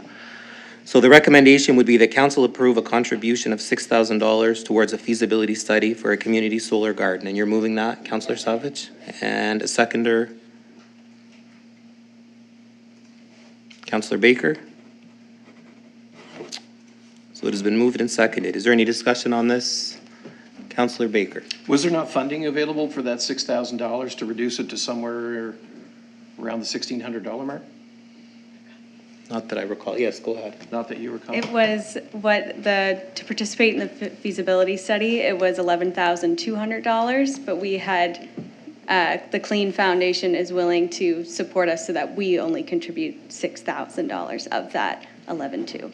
Thank you so the real cost here is $11,200. Is that accurate? Book cost with Book cost. $6,000 to support that. So the value of this exercise is actually $11,000, and the Clean Foundation is supporting $5,200? Correct. No, 11,200. I'm sorry. My math is wrong then, so. Oh, you're saying what so if What's the value of of this feasibility study that's Kentville's responsibility without the Clean Foundation support? 11,200. The feasibility entirely is 150,000, and Yes, we pay but that's Kentville's portion. Yeah. Yeah, 11,000. and so our cost then after the Clean Foundation support is $6,000 even? They're willing to contribute up to 6,000. So it will determine how much in the end, but they've said 6,000 in writing. Based Okay, on so then Kentville's our cost commitment. would be 5,200. Yes. Thank you, great. Like, I think it's a wise investment. Wasn't it 6,000? no, there's well, 1 second. Let's look at the numbers Certainly. quickly, yeah. There's It's a difference of $800, I'm okay You with look that. at that and I'm gonna, yeah. Councillor Maxwell. Thank you. I don't want to insult anybody, that's for sure, but we had a motion for reconsideration in my first term, and it just served to cause disruption in the council. I look at council meetings where we make our decisions as meetings that are democratic and discussions occur here. And we have lots of time to go through the documents. We have lots of time to ask questions. We have lots of time to consult with staff prior to coming in here and making a decision. And I would assume that every councillor around this table, when they come to make a decision, has a pretty good idea of which way they want to go. And then we have a discussion around this horseshoe.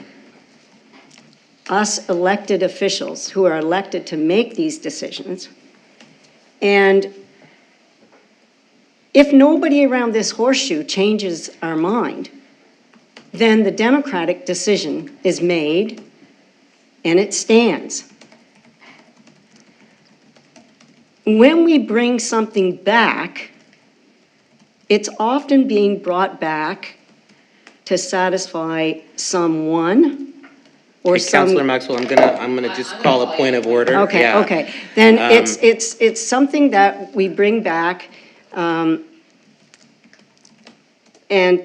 I just am uncomfortable with that. And I'm uncomfortable with I'm uncomfortable with thinking that maybe we've made bad decisions.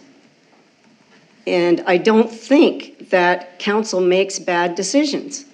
Now, I supported this project 100%, and as Councillor Savage pointed out, I spoke very highly of it at the time. However, I wasn't included in any discussions that brought this back. So I'm feeling like maybe I'm missing out on something. And because I wasn't included in a discussion with a group to bring this back, I think that I feel manipulated. And so I made my decision last time. I lost, but I'm going to say that I am going to honor the decision that was made by council, the democratic decision. And I will honor that decision. So I know that Robert's Rules allows us to bring something back, but imagine if we were started bringing back every single decision that this council makes that isn't liked in the community. We could be here all the time, second guessing our decisions. That's how I feel about reconsidering a decision by council. Other people may feel differently, but that's how I feel about it. Thank you. Thank you. Before I go to you, Councillor Savage, we have the correct number here. So the recommendation should be that council approve a contribution of $5,200 towards a feasibility study for a community solar garden. So are you still good with that change? And you're still good with that? Okay. So the floor is yours, Councillor Savage. Thank you, Mayor. So I'll just make a comment around why I brought this back. There certainly was, I don't think it was a bad decision. I think sometimes it's just a sober second thought. It just really depends on what the content of the subject is. That's what it was for me anyway. So in terms of any great conversations around it, the ensuing days with groups or anything, that was not the case. It really was me thinking, I don't know that I gave this due consideration, and I feel that I didn't make the right decision. That doesn't happen with me very often, but it really did this time. I don't think it's black or white. I don't think it was a bad decision. I just really felt the next day that it wasn't the right decision, and that it doesn't happen very often. to your point, Councillor Maxwell talks about Robert's rules allowing motions to be reconsidered or to be brought back. And so that is what I'm doing in this case. I felt very strongly about it. I reached out to the mayor. I think it was the very next day, the very next morning. So that's my rationale. So thank you for listening. Thank you. Any other discussion on this? So I'm just going to add, because of some comments earlier, that I did not support this last time, and I'm not going to again. Not because I don't think it's a good project, and not because I'm discounting any of the work that the committee did. As with every committee, it's, you know, they come up with ideas and recommendations and bring them to council. I just think that when we look at our budgets and where we're headed, this could be a substantial, and it will be a substantial cost, not the 5,200, but what would come after that could be a significant, and it will be a significant ask of the town of Kentville over many years. And I think that, you know, everything looks good when you can say that, you know, we could yield this and we could yield that, but those are all kind of unknown things sometimes, and you hope for the best. So again, but I do want to thank the committee for the work on this and their ongoing work. So if there's no more discussion, I will call for the question. That council approve a contribution of $5,200 towards a feasibility study for a community solar garden. And voting is now open.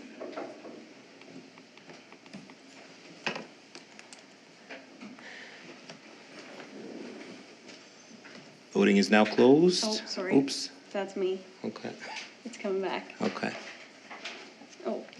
There we go. Voting is now closed, and the motion is defeated. We're now moving on to new business. We have another request for decision for Councillor Savage, and the floor is yours. Oh, thank you. Thank you, Mayor. So this was actually a piece of correspondence that had come to council back in January of this year. So my wish is that we as a council consider the request of moving consider changing the location of the dog park.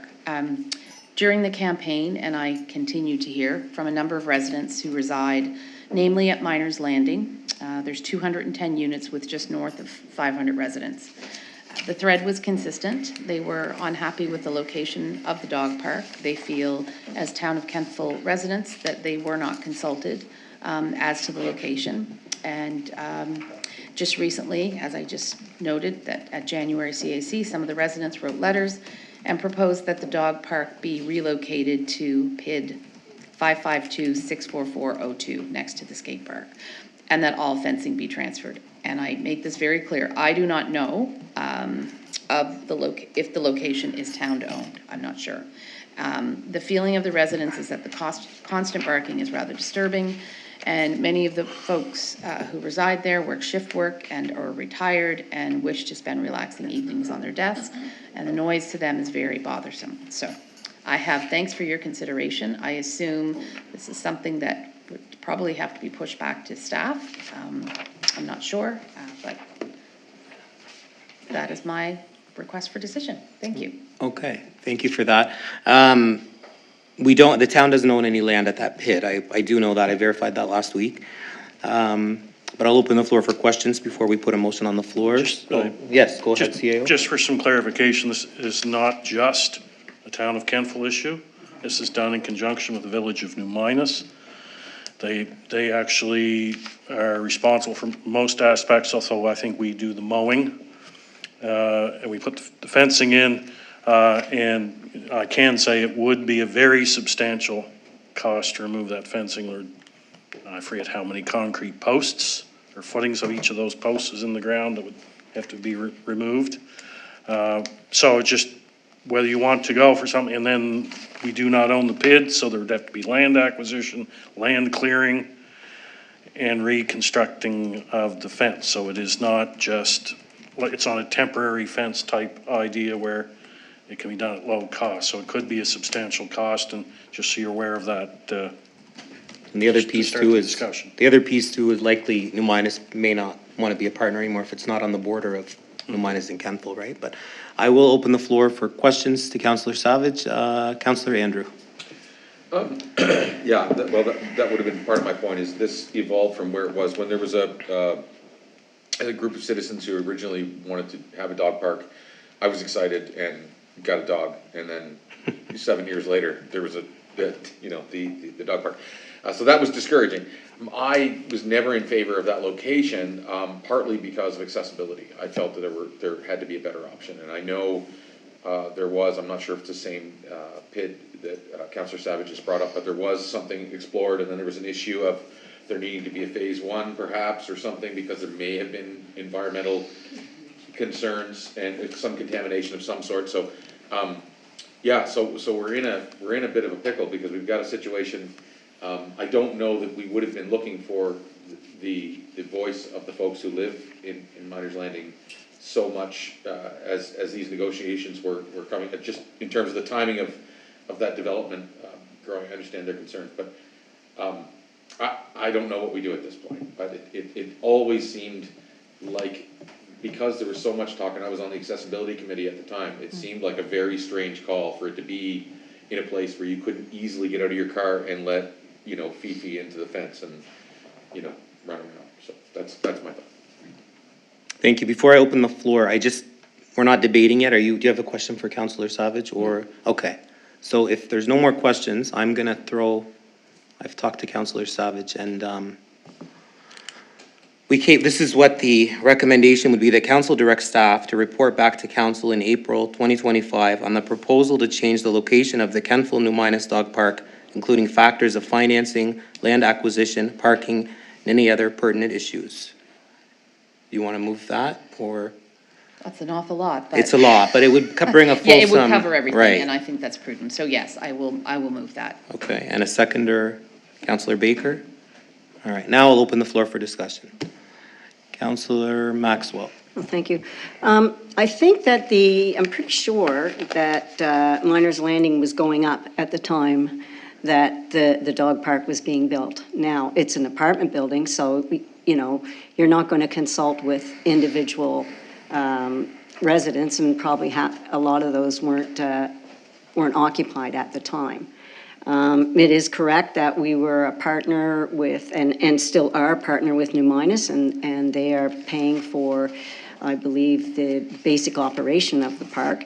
But I look at this as something that, we all deal with in our communities. So I have next door to me chickens, and they cluck at all different hours of the day. And, am I going to come and say, council, would you consider moving those chickens off that person's property? No. There are dogs that bark around me as well. And so to find a place in the town of Kentville where your backyard, that you can go and sit on your deck that's totally quiet, I think you're going to be hard pressed to find that anywhere within the town boundaries. And so, while I understand, part of what staff looks at for me would be monitoring the barking. Like, how often is it being used, and how often is this actually happening, and what times of day is it happening? Maybe we could close the park, at early evening or early morning or something. But I think, I suspect that staff is going to say that this is, come back and say this is a very heavy cost to move this facility. And for me, I just look at it as something that, we all have to deal with in our neighborhoods. Thank you. Councillor Savage. Thank you, Mayor. Yeah, when I speak with some of the folks at Miners, and there are quite a number, I think probably because the dog park is sort of right behind their house, and there is pretty consistent barking, and it's where all the dogs gather. So it wouldn't just be like a dog next door, whatever, that barks for a bit. It's more concentrated, and it goes on for long periods of time and an excessive amount because it's a dog park. I think that sending it back to staff makes a lot of sense. I think that, residents who have issues, they come to us, and we, if we think it's the right move, then we make a recommendation and we ask council to consider it, and so that's what I'm doing here. I don't know if the fencing would have to be moved or if it could stay there and it could act as a sort of a park, but either way you look at it, there would be expenses associated with moving it. So I'm happy with it going back to staff for a report. Thank you. Councillor Maxwell. Yeah, I think staff should look at setting up, a noise meter, and to see if this falls within our noise bylaw, and usage at the park. How busy is it actually? And when is the times that we're hearing all this barking, and for how long is it happening? Those things. Thank you. Thank you. So I'm just going to chime in. I don't live by a dog park, and I haven't, although I have 4 kids that are pretty loud. I'm just going to take a minute and just remember when I was about 12, my late father took me on my first trip to Lebanon. And we lived in a very remote village up on a hill, and if I had photos, you wouldn't believe what it looks like. There's one in my picture in my office, actually.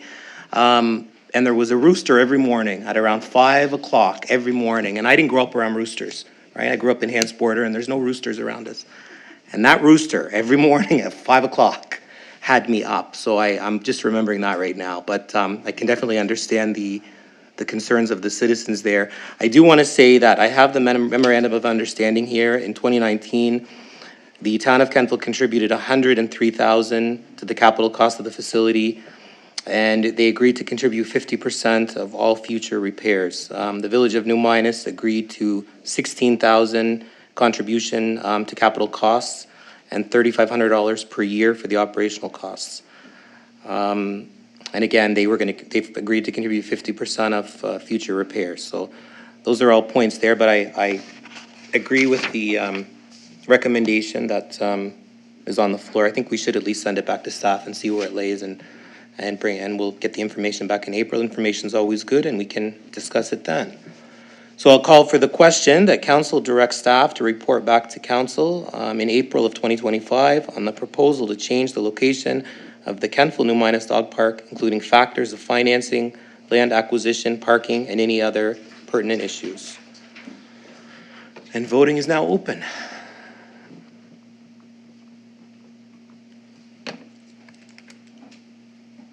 Voting is now closed, and the motion is carried.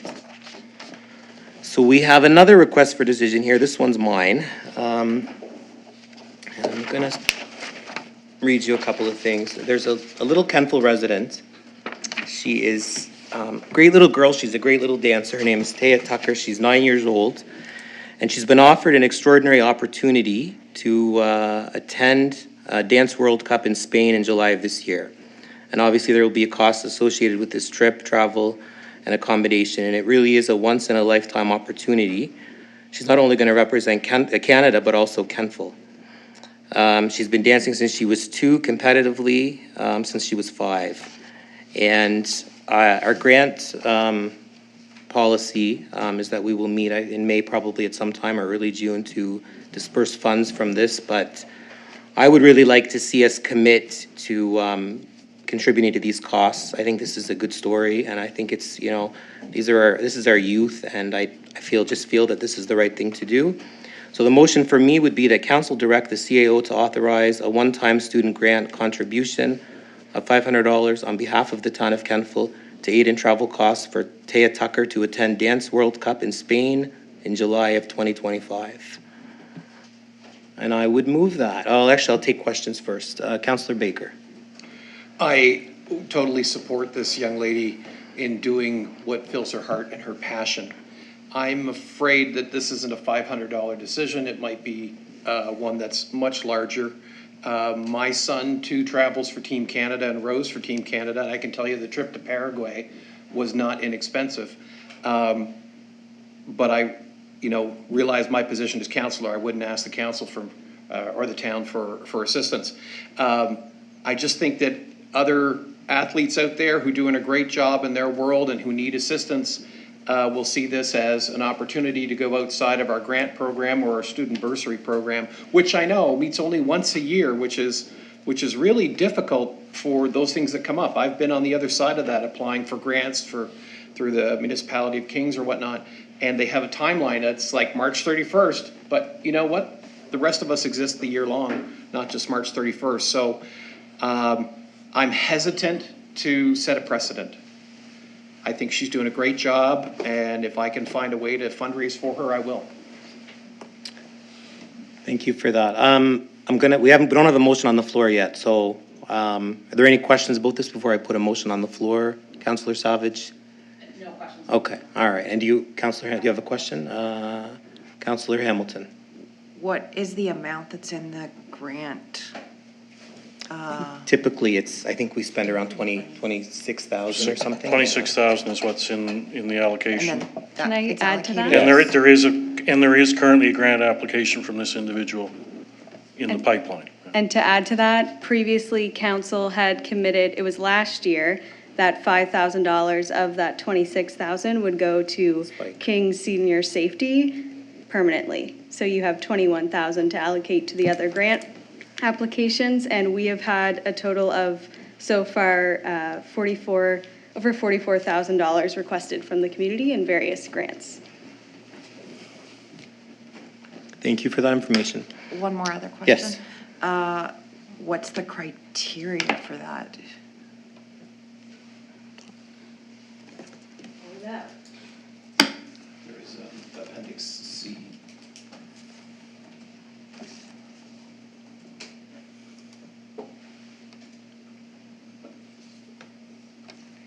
It's okay.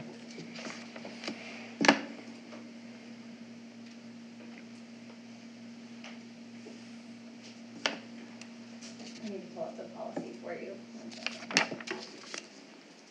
Don't know it off the top of my head.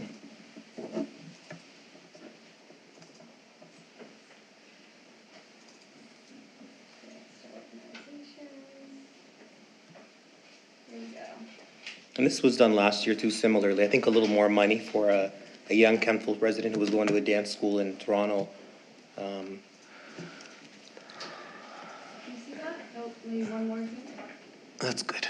Yeah, if you go to Appendix C, it's the criteria for judging. That's quite a big policy, isn't it? That's Appendix A. There's an application form.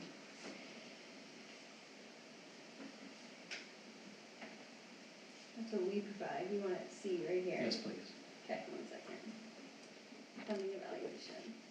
Do you want me to scroll through it slowly? What do you need? Want me to go to the bottom?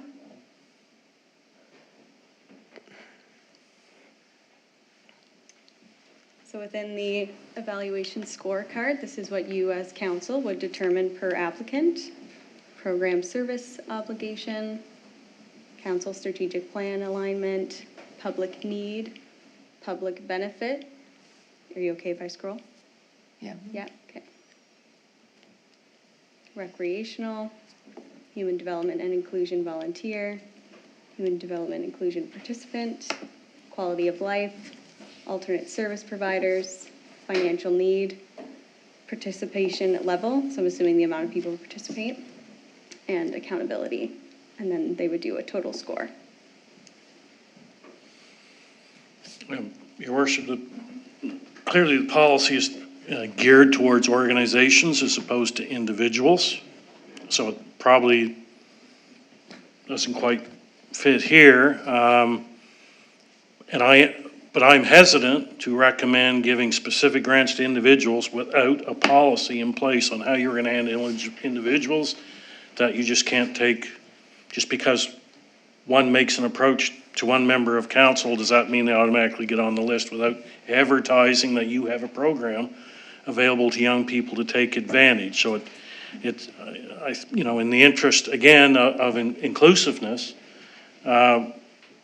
if you're going to give opportunities to individuals to apply for funding, there should be a clear policy around that. And a lot of councils that I've been involved with will not do individuals, some will. So it's something you need to consider overall, is this what we want to be doing? And how are we going to do it as opposed to doing one-offs would be my recommendation. I guess because it was done in the past without a policy, that's where I was laying with that, but Councillor, Deputy Mayor Kroll. Yes, thank you, Your Worship. Just in all fairness to all the submitters of applications to this program, I think we should probably add, this is already added into that process, and I think we need to wait until we discuss it in order to be fair to everybody who's applied. Okay. Okay. All right, then we will, I guess we can amend that motion and defer it to budget time. I guess we have the motion on the, no, I didn't move that yet, right? No. I guess we'll leave that alone. You said it's in the applications? Yes. All right, we will leave that and we will discuss that at budget time, but thanks for letting me present that. So I have another request for decision here. This one's a little more clear cut, I hope. And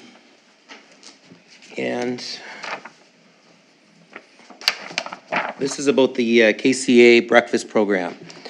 KCA operates a universal program offering it to all students for breakfast, and the majority of them utilize it. Since switching to the provincial program, it switched to a pay-as-you-go or pay-as-you-can model, and a lot of people have stopped paying altogether. The cafeteria is now faced with a deficit in invoices from vendors showing them owing over $20,000. Principal Lawrence was able to use school funds to pay these vendors, but now the breakfast program is short on funds. The program costs in around $4,000 a month to operate. So I'm going to bring this to you now because we discussed this earlier on, that our policy that we currently have with FCM travel that is still intact is that it dictates that the mayor and 2 members of council can attend the annual conference. And this conference is in Ottawa this year, so we know that the cost to attend per person is going to include airfare, lodging, incidentals, as well as the registration fee, which is around $1,200 per person. So on average, I mean, each person, in a typical average is probably going to be $4,000 plus per person, could be more. So the new policy that we proposed, which Councillor Savage mentioned earlier, there's a piece in there that it's worded that the opportunity should present itself for every councillor to attend. So if we didn't attend this year, none of us, we'd save, first of all, save all those funds, and then we would have 3 years left, and there's 6 of you here. So 2 of you could potentially go each year, and it would be, in an ideal world, each of you would have gone once, and you would have followed the language in that policy. And I have to put this out here, I think when I look at the money in the town, and I look at the roads, and I look at all these things, and I see the travel, it bothers me a little bit. And when I see something like this come up, to give the school $5,000, we know where the money's going, we know where it's going to be used. And I think if you had to pick between the two, and I think really we do because we have so much ahead of us, and some of you may think $5,000, $6,000, $7,000 is not a lot of money, but in a case like this, if you had a choice, and you're going to give the kids $5,000 to feed them a breakfast program to help them out, or you're going to go on an airplane for 2 days, sometimes you have to pick, and we can't always have our cake and ice cream at the same time. So apologize for my language there, but I think if we made a wise decision tonight, we don't attend FCM this 1 year, take a break, and give the money to the school cafeteria so that they can help continue with this program. I think that would be money well spent. So that's where I am with this. So I'll take questions now, but we're not going to debate the issue yet because there's no motion on the floor. So if you have any questions, ask me and I'll try to answer, and otherwise we will debate. So Councillor Andrew. Yeah, I already kind of had this thought, but I am prepared to, I was one of the people who put my name forward for FCM this year, and I would withdraw and be comfortable with going that direction. Thank you. Thank you very much, Councillor Andrew. Councillor Hamilton. I think that I would like to see if I can move to divide the request. I don't think that they should be together. I think it's kind of unfair to put them together. I see the value in the education. Do you have a question about my report, or? Yeah, I'm wanting to see if I can move to divide the decision. I'm not sure how you would divide it, because we're either gonna spend X amount of dollars on travel, or we're gonna spend the money, you know, that's a lot of money to come up with. It is, you know, to me, it's tax dollars, and it's a lot of money to come up with, so, yeah. For information, your worship, this is also included in the request for grants, the grants to organizations.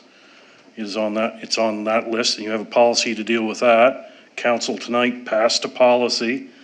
You have a new policy to deal with FCM attendance. So now you've passed a new policy, and now you're going against the policy you've just passed. I will say though, with the grants though, there's a cap.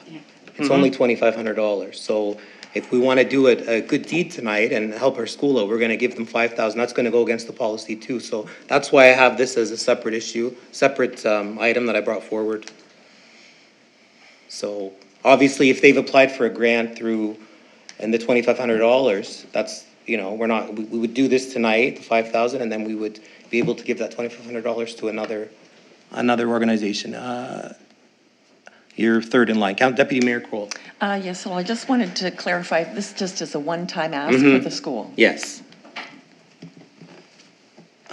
Councillor Savage. Thank you, Mayor. Okay, Can I just, before you say? Yes. I just want to thank Councillor Savage too. She actually brought this to my attention a few weeks ago, so forgot to mention that. Go ahead. that's okay. So I'm going back here a little bit. The 26,000 that we had available for grants, and then 5,000 we decided last year would be taken out of or extracted from the 5,000 for King's senior safety. For some reason, I thought that was a new line item in the budget and not something that we were taking out of that 26,000 on a per annum basis. Well, my understanding was you And I could be wrong, I you don't know. voted to reduce the annual amount to grants to organizations, but the same amount you reduced that budget, you were putting a line item budget in for the other organization. I see, okay, yeah, okay. And you're saying that they have also requested the 2,500? Well, they've requested 4,000. They've requested 4,000? Yes. Right, okay. Okay, thank you. Councillor Baker. So in this, they would be asking for twice the amount of grant money that other folks had had to apply for. Well, the policy won't allow for that, so our maximum would be 2,500. Okay. So, Just on Councillor Hamilton's issue, I echo that if we poach from one priority to the next, depending on what comes up, I realize that's what needs to be done. As the difference between a budget and a forecast is the forecast has more accurate information as we go along in the fiscal year. But if we don't keep to our priorities, then we start poaching away from those things. If this had been floodwater management instead of FCM attendance, would you poach from that? So we got to be careful in where we're setting our priorities and where we're willing to take that money away from, because if we do that and it's inconsistent with what we believe in, we shouldn't be here. So I think it is detrimental to start shopping down the list of the budget to see what we can eliminate in this informal proposal. I don't think there's enough information here as to the provincial responsibility for food programs in the schools. I get it, we're not gonna debate it, but I think we need to separate the two, or somehow find a way to not start poaching our priorities when there's something that really strikes us as important. Deputy Mayor Kroll. Yes, hello, thank you, Your Worship. Can the school wait until the grant list is gone through and we determine at that time that they are awarded cash or not? Or is this an immediate, they need it immediately? You know what, sometimes I do things on the fly. If Mr. Fife would like to come up to the podium, if you feel you'd like to come up. He's from the KCA PTA, if you want to speak? I'm going to give you the floor for a couple of minutes, and hold on. Just got to turn your mic on, and there you go. Okay. Okay, thank you. Wasn't expecting that. I know, and I'm sorry. I just That's okay. I saw you there, and I thought I'm going to offer you the opportunity to speak. My name is Joey Fight. I live at 12 Crescent Avenue, and I am an educator at KCA. I'm also the president of the PTA there, the chair of the ACSC, and a parent at the school. We are currently facing a funding gap of $10,000. Our breakfast program has increased over the past 2 years from 200 students participating on a daily basis to 400 students. We know that that trend is going to continue to grow as we have a 23% poverty, children living in poverty across the province, in the county, and 40.5% of children in Nova Scotia living in food insecure homes.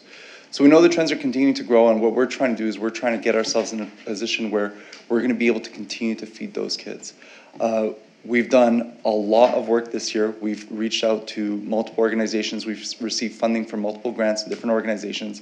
As a PTA, we're hosting events. We just had our bingo night a couple nights ago. We're hosting another event later on this spring. We're just doing our absolute best here to try and make sure that when students arrive to school in the morning, there is breakfast available to them in their classrooms, that there is breakfast available to them in the cafeteria, and that when they go upstairs to the rooms there's a cart waiting for them as well. It's easy to forget that some of the numbers that we look at, it's easy to forget that those aren't just numbers, especially when we spend our days tying those kids' shoes, helping them learn, and doing everything we can to make sure that they're thriving. The teachers who teach my own children are helping me raise my kids, and it's easy to forget about that. I understand that making these kinds of decisions is difficult, and I fully understand the need to have to go through the due process for the grants. But I did want to say that we wouldn't be coming here if we weren't in need, and we truly appreciate the time and effort that you're putting into considering this matter, and remembering that we're doing this for a community hub here in Kentville that serves nearly 700 students every day and upwards of 500 families on a daily basis. I'm happy to take any questions you may have, and I'll answer them to the best of my ability. Any questions? Councillor Hamilton. So I really appreciate what you're doing, and I understand food insecurity. It's a social determinant of health, and it is one of those things that you can make a huge impact on. So I really appreciate what you're doing. I'm wondering, because this started to be a provincial program, because we used to have a breakfast program through KCA that was run really, really well. And then the provincial government came in with their program. And now there seems to be this big hole. So I'm wondering, like, did they not budget enough? And have you spoken to the provincial government and said, like, we're $10,000 short or $50,000 short, and so the program that you have initiated is not covering what we have? Yeah. Because unfortunately, you know, as a town, we're getting downloaded all these things that are actually provincial initiatives, and so if we keep on taking some of their strain off, then they're not going to put anything into it, and they need to. It's going to skew the numbers. Do you see what I'm saying? Yep. Yeah, and I think it's also important, and again, this is me speaking on in my capacity as the president of PTA. It's important to distinguish between the school lunch program, which has been taken over by the provincial government. We had a strong cafeteria program at KCA that was run by parents at the school. That has now phased out, and the new provincial program for school lunches has come in. In terms of the breakfast program, that is a separate program. And we receive funding from that. Funding comes, if I'm not mistaken, it comes from the provincial government. It goes to the centers of education, and the centers of education distribute that money through the school healthy eating program. So we do receive money from the AVRCE, the Annapolis Valley Regional Center for Education. However, that only covers up to a certain amount, and as a school, we are then responsible to go out and find the additional funding that we need. Because KCA is such a gigantic school, we're a really large school within the board. we have a lot of fundraising to do. So we've applied for the PC Children's Charities grants. We receive money from the municipality County of Kings. We do fundraisers through the Rotaries. We do fundraisers through the PTA as well. So we are responsible for that additional funding. Because that phase out program, the school lunch program, we ended up losing out on a lot of revenue that we would have been generating. And because we lost out of that revenue there, we had to reallocate funds from different budgets at the school to try and pay off what we owed there, which has left our breakfast program rather vulnerable. If I may, another question. Have you sent out to parents the gap that you're seeing there to let them know that that loss, that you're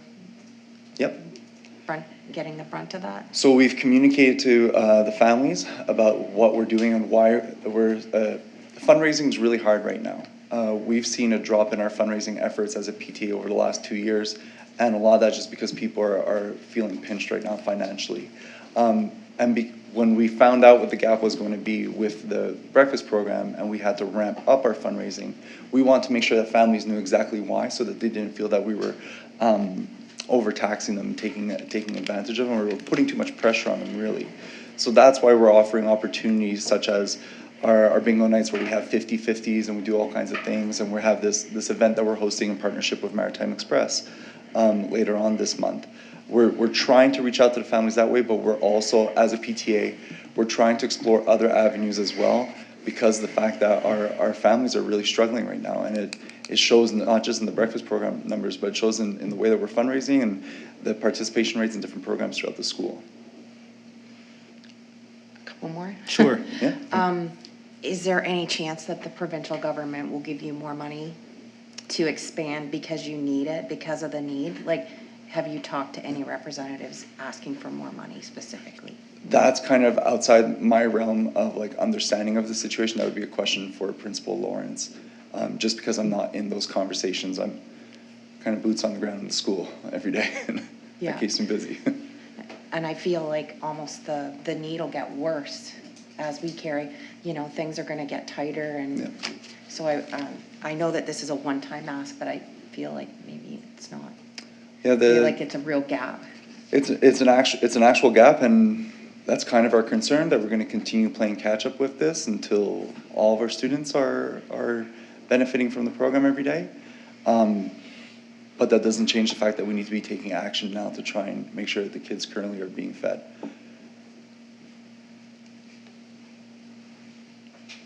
You're done? Yeah. Okay. It's okay. Councillor Baker. Yeah, there's no doubt that the kids need it. And I've been a strong advocate of the breakfast program for years. My concern is what Councillor Hamilton said. If this is a provincial priority, surely KCA is not the only school in this type of detriment situation. And the Minister of Finance's office is right across the road here. And I actually would advocate that the PTA go there because of the conflict of interest between the principal and her role as a provincial government employee. So you actually have more power as a PTA, and maybe not as a teacher, and brotherhood, I can share that, than the rest of your parents in your PTA, right? Because teachers aren't supposed to complain. So I strongly advocate, because there has to be a provincial program for this. That doesn't stop the fact that their kids going hungry right now. Yeah. And my heart's torn on this, it really is. I don't know which way I'm leaning, Joey, but I really appreciate your fabulous presentation and all the work that the KCA PTA does. I'd like to know, and I know I saw a number, what are other municipal units doing with this type of thing? Like the town, the municipality of Kings contributes probably to a number of schools across the area. I'd like to see their budget, and I'd like to see how we're going to approach this, because we're left to find the solution. So that's where I'm at. I appreciate that, and I've said this to a lot of groups I've presented to. We're very green as a PTA when it comes to this kind of fundraising. We like to host events and do bake sales and things like that. So we appreciate all the feedback and the direction, because oftentimes we're just trying to figure out what we can do as best as we can do it in our own capacities. Councillor Savage. Thank you, Mayor, and thanks, Joey, for, for speaking on this.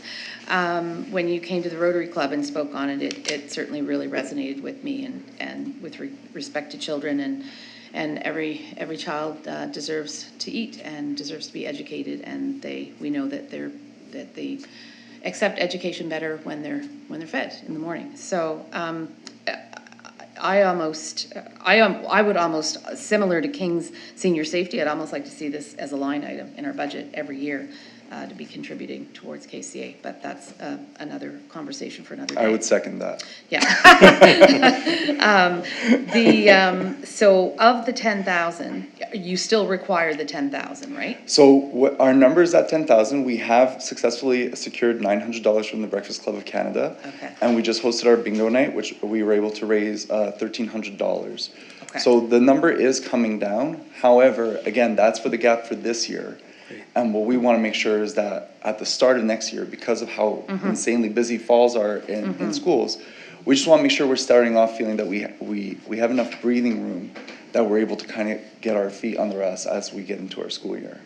Okay, and I know when I attended Rotary today, they also commented today that they had written a letter and that they were waiting for some information to come back, so there may be some funds coming from them as well. Okay. Yeah, so that's good. So when do you absolutely need the funds by? It's kind of to dovetail on what Councillor Hamilton asked. Well, again, from my understanding, we're facing this funds. We're gonna figure out how to pay this right now. Yeah, and it of will course. just continue to pull from other areas. Right. So even as a PTA, we have our own account, and we'll end up paying from that.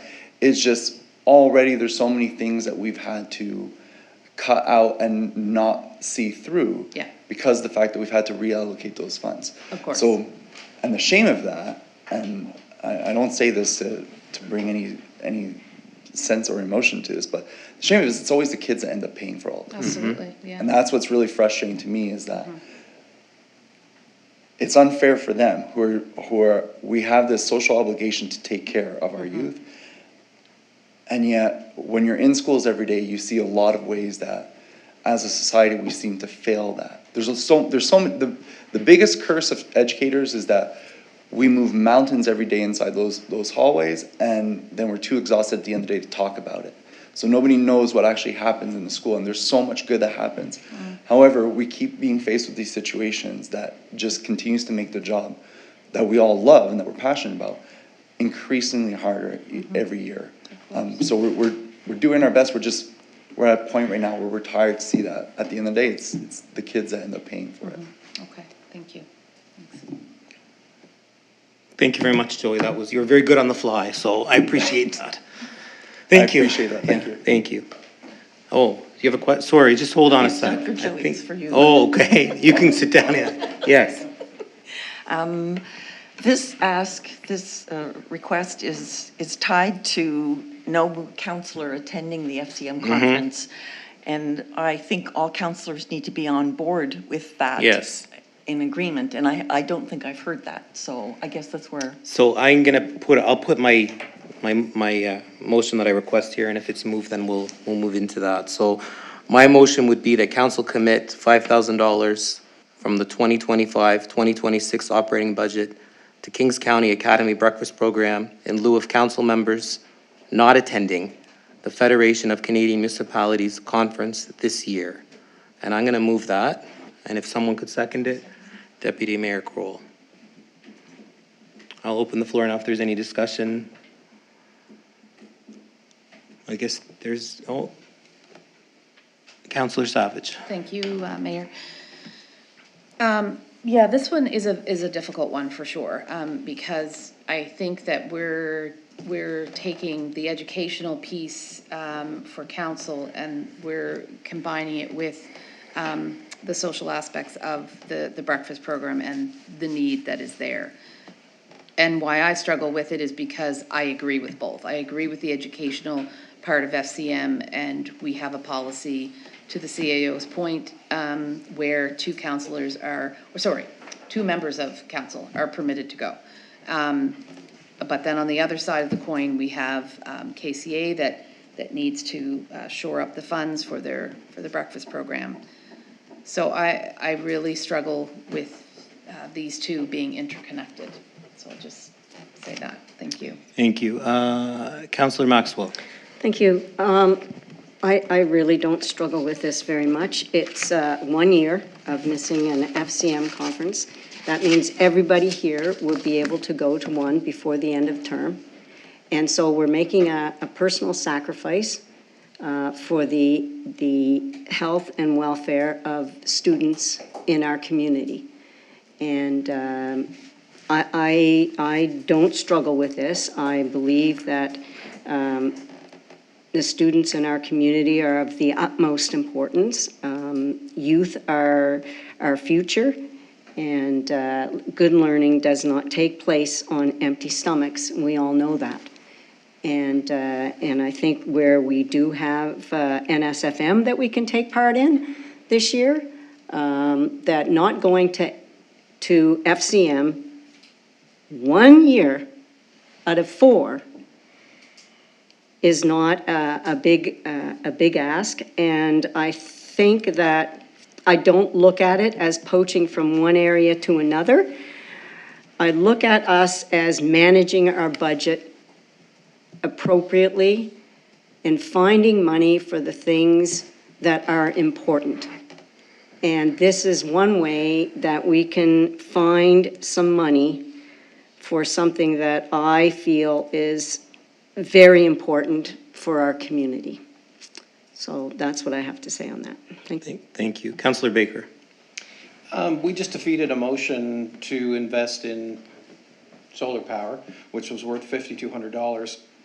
What was the allocation of money for that? Where did that come from? Is that just a general slush fund, or? Because if they're asking for $5,000 and we just defeated a motion that for $5,200, it would make sense to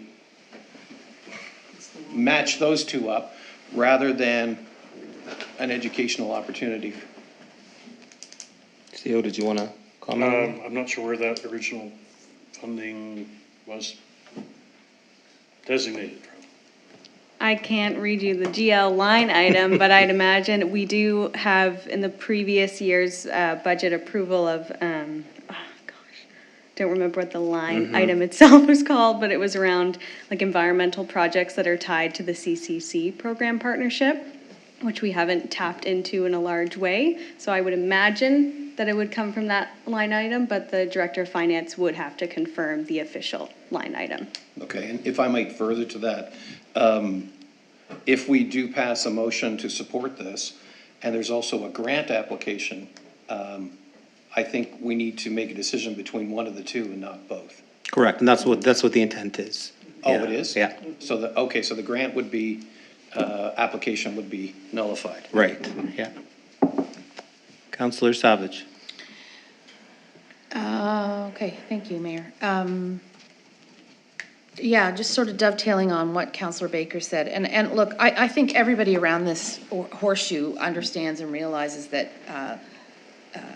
these are both, the kids having food in the mornings, it's important. It's very, very, very important. It's the part where we're linking the two together. And to Councillor Baker's point, you know, on the solar project, you know, could you cross those funds over as opposed to crossing funds over from FCM? They're just so unrelated. I don't see them being related at all, but they are being related right now. Would it be possible to do something under the grant for more than the 2,500? I suppose would be a decision of council. Okay, I'm just talking now, so. Thank you. Councillor Hamilton. I'm going to go back with my point. I don't think the two should be linked together.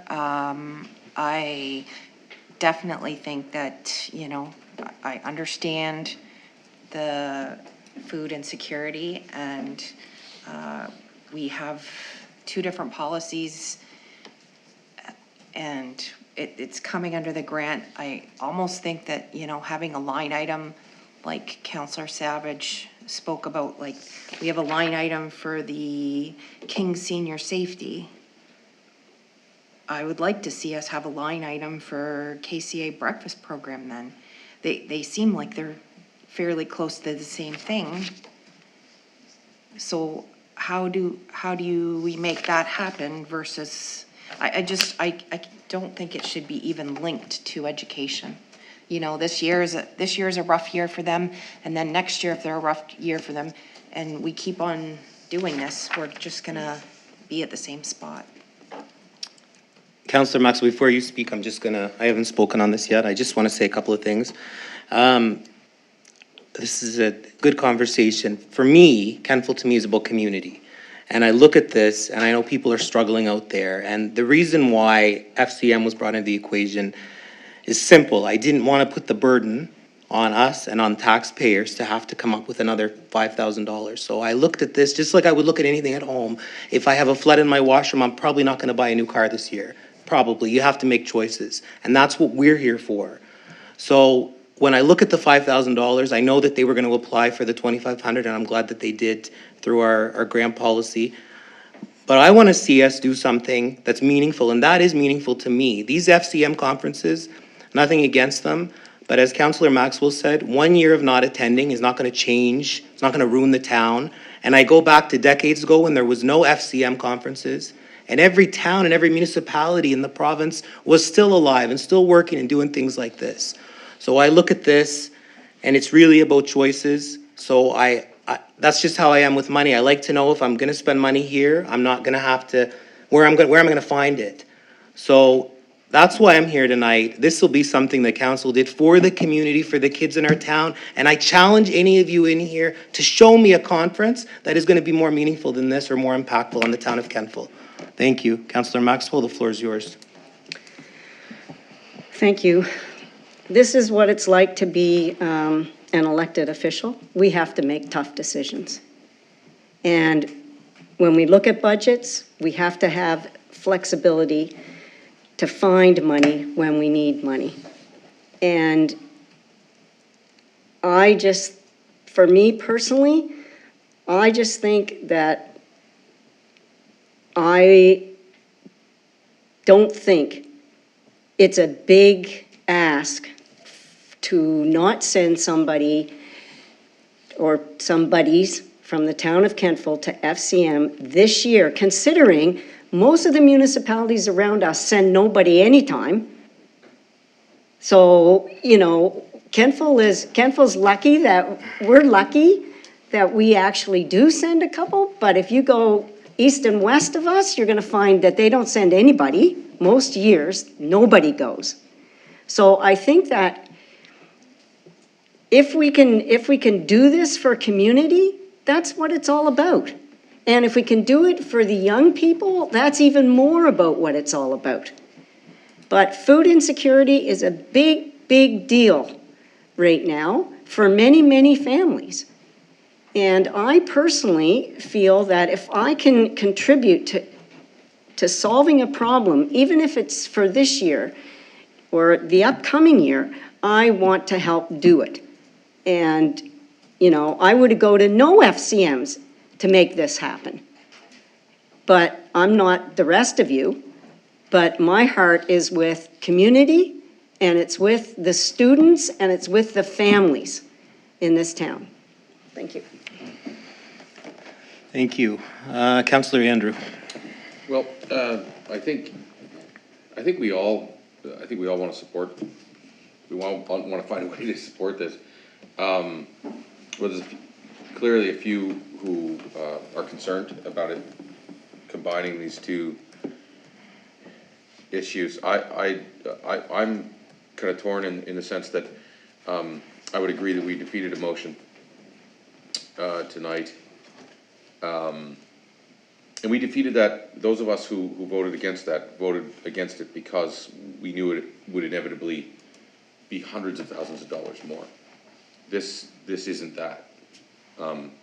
This is a really palatable amount of money. And anyway, I guess that's where I feel, I hope if we can come together on that. I think it's really important. Whatever we decide, that we come together and we make it happen. And I think, I don't know how many of you know, and I know they don't, you know, segregate, right? There's not a tag, this kid really needs it, and this kid's here because their friends are there, and that's beautiful, I love it. Because my kids go often, and they do have breakfast at home, but they like the social, and it gives an opportunity for those kids who truly don't have it to slide in and be kind of like, there's no tag, there's no label, because it's just this whole, you know, it's quite beautiful. So I don't know where the point is at which we can bend towards one another in this, but I think we're going to feel very dissatisfied if we can't do that this evening. Thank you. Councillor Savage. Thank you. And I think this is my third time speaking, so this will be my last time speaking. I'm going to be supporting this motion. It's very, I will maintain though that sort of bringing the two together and relating the two, I do struggle with that piece, but the piece around looking after this for the children outweighs how I feel about the educational piece. But I will say that the two pieces, I struggle with them being related. Further, and just so folks on council know, when we get into the conversations around operating budget, I will be recommending that this be a line item for us on a go-forward basis, that we support KCA on a per annum basis. Thank you. Thank you. Councillor Baker. I want to go back to my point that if we're going to poach from different parts of our budget, whether that's the environmental priority or whether that's our educational priorities for building capacity within this council, I think we need to sit and agree on what those priorities are. I'm a learning support teacher. My first question to a kid who walks through my door is, have you eaten today? So my heart's totally behind this.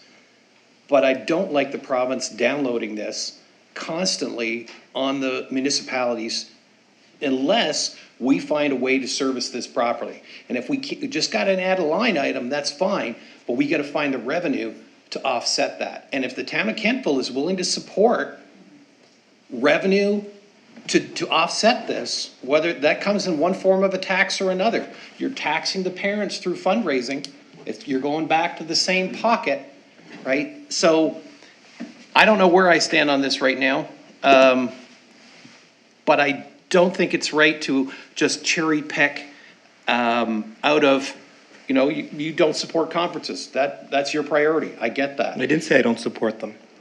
I'm sorry, I misunderstood. In this case, you're putting it off for a year. I might argue that putting it off for a year, giving us all a chance to go, great. I don't know if I stand for re-election or not. So the benefit would be now rather than later. So anyway, my point is that we need to make sure our priorities are straight and we stick to them instead of cherry picking as we go, because this meets the comment of the moment, right?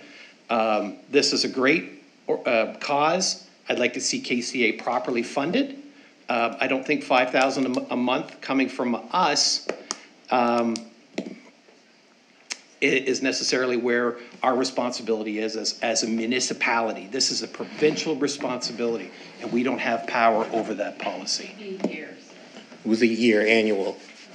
50,000 a year. 5,000. Sorry. Yes, 5,000 yeah. a month is No, it'd be 5,000 a year is what Councillor Savage said. But that would be at operating time. We're not Yes, we're not but there. as a downfall of this provincial mandate of the schools to feed their kids, which is a great thing to do, they're mandating that school spend $50,000 a year, which they don't have. So, excuse me, there's a 1% drop in the HST tonight, and that generates $280 million. So why isn't that put into schools? Well, anyway, we're going to stick to the motion on the floor. That's the motion. Yeah, the Sorry, motion on the I floor digress. is to give them a one-time, right now, $5,000 allowance. And I just want to say that, you know, we keep going back to not marrying these up. And I married them up, as I said a few minutes ago, was because it's pretty simple. If this pen's broken, I'm not going to buy this pen. I have to fix this one first. So it's choices. That's what we do here as a council. We make choices. So I didn't bring the burden in and say, let's find $5,000 in our chest downstairs, which we probably don't have. I'm saying, let's be responsible. Let's take a break from the travel on this trip. 1 year, it's not gonna kill the town, and let's spend this money where the kids can appreciate it, where the school will appreciate it, where we're giving back to our community, that's our youth. There's not gonna be any better spend than that, and I can say that right now. So that's why they're married together, and that's why I picked that, because I know 3 of you were interested in attending, and I thought, you know what, that's what a prime opportunity right now to show the public that we're gonna spend our money where our mouth is, and it's on our citizens. So that's why they're married together. Councillor Maxwell. Yeah, I just want to make sure that the public understands that we are not putting aside education if we pass this. We can still each attend an FCM, and we can go to NSFM this year. So it's not like we're putting education in a box and locking it. That's not happening here. It's one FCM, and NSFM is still open, and the other FCMs over these 4 years are open. It's one educational opportunity out of 2 with FCM. Thank you. Okay. Councillor Andrew. I'd just say, if I could, to Councillor Baker mentioned, shared priorities, and it's we've been thrown in the mix here, and we're still fairly new, and we haven't done strategic planning yet. So we're being thrown we've been thrown the ball, but we haven't even done the camp to learn how to catch the ball right yet. And so I think kudos to us for chewing through this and pushing through this. It's not easy. And it's, we have a shared priority. We all care about kids. We all understand that kids are not just the future, but they're the now, and we all agree on that. So we encounter a thing like this 6 months from now, a year from now, we won't be operating without a strategic plan. Through that, we're going to come up with something we can agree with and have a level of cohesion we don't right now. So just the fact that we're getting through it and committed to get through it, and each of us just about taking up our 3 times is great. Okay. Thank you. Okay, I'll call for the question. That council commit $5,000 from the 2025-2026 operating budget to the Kings County Academy Breakfast Program in lieu of council members attending the Federation Canadian Municipalities Conference this year. And voting is almost open.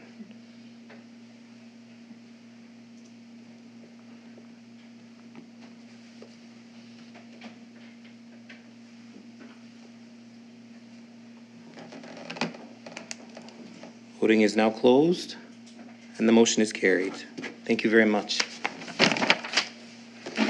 We're now going to move on to, actually, before we do this, do you guys want to take a 10-minute, anybody want a 10-minute biological? You want to eat? No, that's done. It's over, yeah. No, it's over. We're going to take a 10-minute biological, and we'll be back. It is, what time is it? 8:40 p.m. We'll take a 10-minute biological.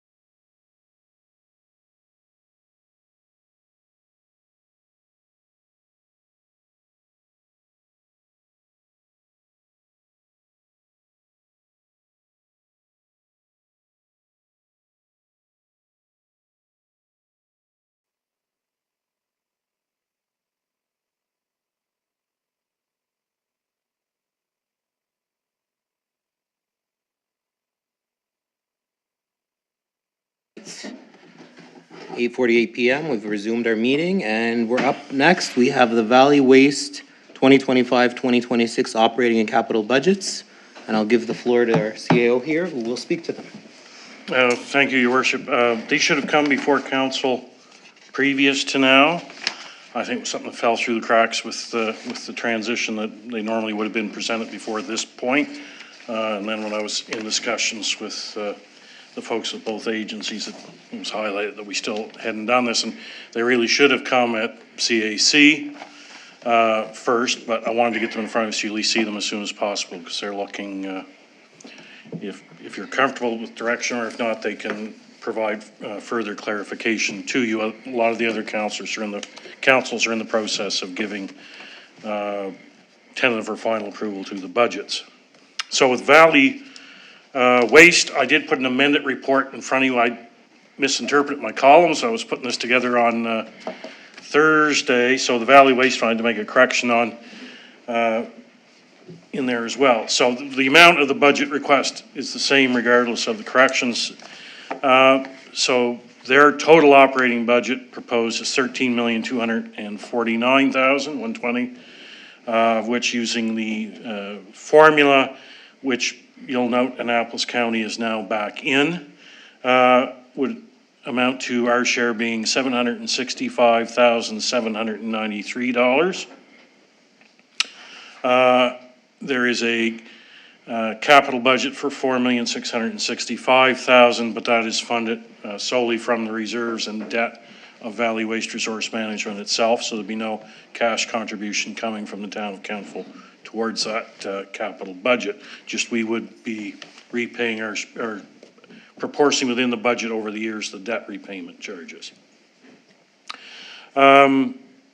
So the operating contribution will be 8.1% higher than what was budgeted in 24-25. They're forecasting a surplus this year,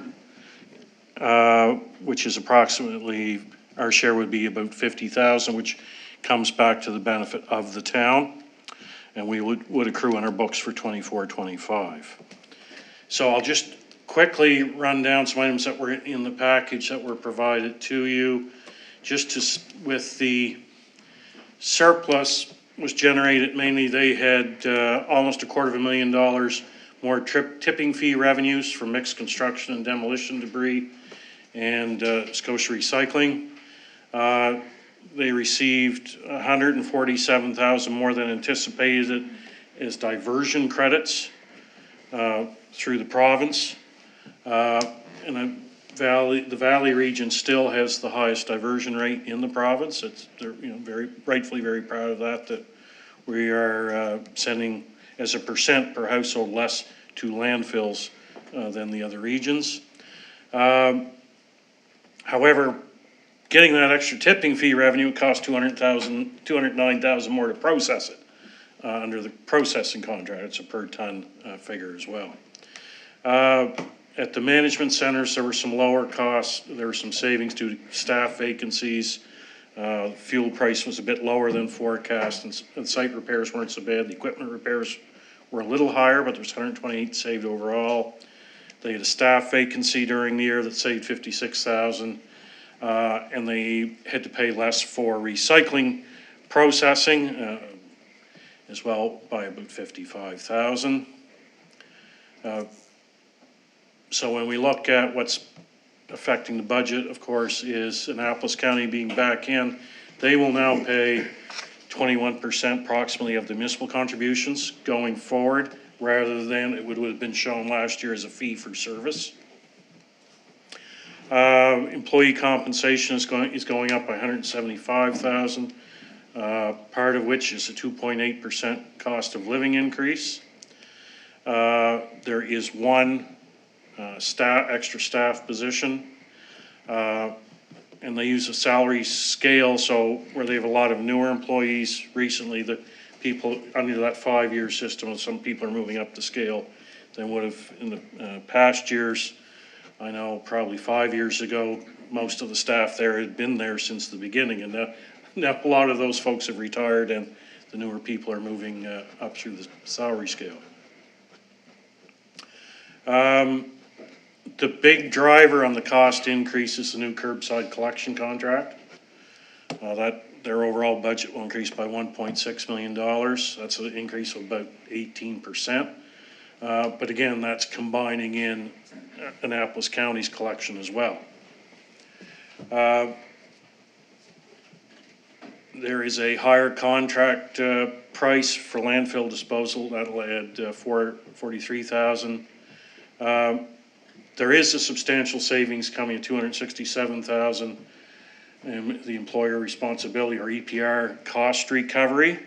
Now, the industry now for commercial institutional, a way to recover pay Valley Waste to handle some of it, but there are a lot of the recycling costs for all, but there is a wrinkle that has to be worked out because at the last minute, the company they're dealing with wanted to change the rule for institutional and commercial customers, which in Valley Waste, if they were small, they were covered and picked up. This group are saying they cannot go on the same truck. They cannot go in the same pile at the management center. It has to be kept totally separate, which I think is people from calling the shots from a different province used to a different system. So the regional chairs have been all writing letters to this company and to the minister, trying to get that changed back to the original wording so that it will be covered. If we still have to separate it, I think you're just going to see the small community halls, the volunteers will take it home, put it out at their curb. The small business owner will take it home or send home his employees. They'll put it out at their respective curbs so it can get picked up under the residential. So we'll just have to see where that ends up. But it would be a big cost in Kings and Annapolis counties in the more rural areas in particular. Organics processing, there's an increase there of 23,000. C&D debris processing with the higher volumes is 32,000. EPR will also contribute 12,000 to hazardous waste processing. So those are the major drivers in the operating budget. Capital budget, they've got replacement of a wheel loader. It's replacing a 2013 loader. It's 400,000. A small loader to assist on the C&D diversion. That's about 200,000. Mobile generator and hookups for each management center. Again, that can become an issue for disaster preparedness. They were finally able to arrange to do their tipping floor expansion in the Eastern Management Center. That's $2.6 million. That's been planned for quite a while. I know they've been talking of that since 2017. Trying to get this in place, and the funding is now there to do it with their reserves. They've been putting the money aside for that. Also expanding the C&D debris pad, 450,000. They're going to relocate the scrap metal pile as well. And they have a reserve of about $3.3 million to go towards a lot of those costs. At the Western Management Center, they're going to replace their hazardous waste building and put up a prefabricated steel shelter. Replacement of the compaction equipment, $120,000, which would have been the original compactor that was there from the beginning. Installation of a tunnel door and a loading bay, $85,000. That's for security purposes. Keep people from coming in and stealing metals and things. Warehouse to store the equipment, again, security, and then there's shelter for some of their stewardship programs they'll be running. That will be $350,000. So that all of that capital will be repaid from the capital replacement reserve of $3,292,000. And then there's contribution from the operating budget of $345,000. And they also have money set aside, just over $400,000 that came from sale of surplus equipment in prior years when they did replace loaders and things. The older ones are are sold for what they can get on the market for those. So, the recommendation is that council approve the operating budget of Valley Waste Resource Management for the 25-26 fiscal year in the amount of $13,249,120, of which the town of Kentville will contribute $765,793 as its share of municipal funding, and further that council approve the capital budget of Valley Waste Resource Management for the 25-26 fiscal year in the amount of $4,665,000 to be funded from reserves and debt of VWRM. And then if these pass, your representatives take that vote to the IMSA board, and then the ultimate passage or fail of their budget depends on the provisions within that agreement. Okay, any questions for CAO based on these two recommendations? Councillor Savage. Thank you, Mayor. Through you to the CAO. So the other partners have all, and I might have asked you that earlier, I don't remember. Have they all agreed? They've all passed? As of the meeting last week, I don't think anyone had given final approval, but they all had theirs. I have not heard, some of them were going to happen in the meantime. I did not hear, the big one would have been Kings County on Wednesday. I didn't hear whether it passed or not. At their meeting, Annapolis Royal were meeting tomorrow, I think, and a couple of, so it all depends on their meeting schedules, but they're all hoping to deal with it within the next week or so. Okay, yeah, and I think, to your point, we received the information sort of midday today, so I didn't have an opportunity to review either this one or King's Transit, so, but I don't know that we have any option other than to approve it, so, yeah, thank you. Any other questions for the CAO? So the recommendation would be the council approve the operating budget of Valley Waste Resource Management for the 2025-2026 fiscal year in the amount of $13,249,120, of which the town of Kentville will contribute $765,793 as its share of municipal funding. If someone could move that? Councillor Maxwell, see, I did it. Councillor Savage as a seconder. Is there any discussion on that? I'll call for the question. The council approved the operating budget of Valley Waste Resource Management for the 2025-26 fiscal year in the amount of $13,249,120, of which the town of Kentville will contribute $765,793 as its share of municipal funding. And voting is now open. You can still change it until it's, yeah. Press, yeah. Whatever you meant to. We're about to find out. Voting is now closed. And the motion is carried. So the other recommendation is that council approve the capital budget of Valley Waste Resource Management for the 2025-26 fiscal year in the amount.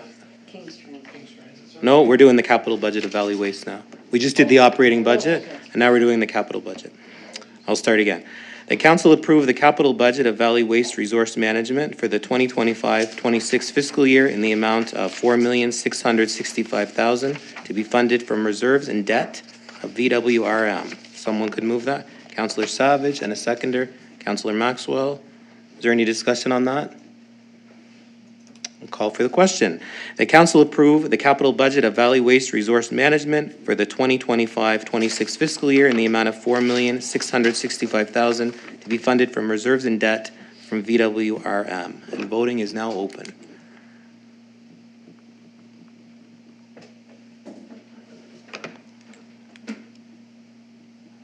Voting is now closed, and the motion is carried. We're going to now move on to the King's Transit budgets, and I'll give you the floor again, CAO. Thank you, Your Worship. So this one, there is a substantial increase this year. It's 13.5% higher than was budgeted last year. In addition, they're forecasting a deficit in 24-25, of which approximately 40,000 will be the town's, will have to accrue in our books is our share of that. Big driver of that is running a fleet of old buses. Nothing will put you off budget quicker than running old rolling stock down a road. Having worked in the heavy trucking industry at one point in my career, I can tell you that for a fact. Once it's more than 5 years old, you better not be running them huge number of miles every year. That was $207,000 just on bus maintenance, over budget. The fuel price was lower than anticipated, so there was a saving there of $62,000. There's extra revenue from Annapolis and County from their purchase of service, or the service partner funding there, but the fare revenues were down by $34,000. They'd hoped for growth of 11%, there was only growth of 5%. Road operations cost $90,000 overspent. They underestimated their employee benefits in their original budget, and then there was some additional use of resources due to some of the breakdowns, etc.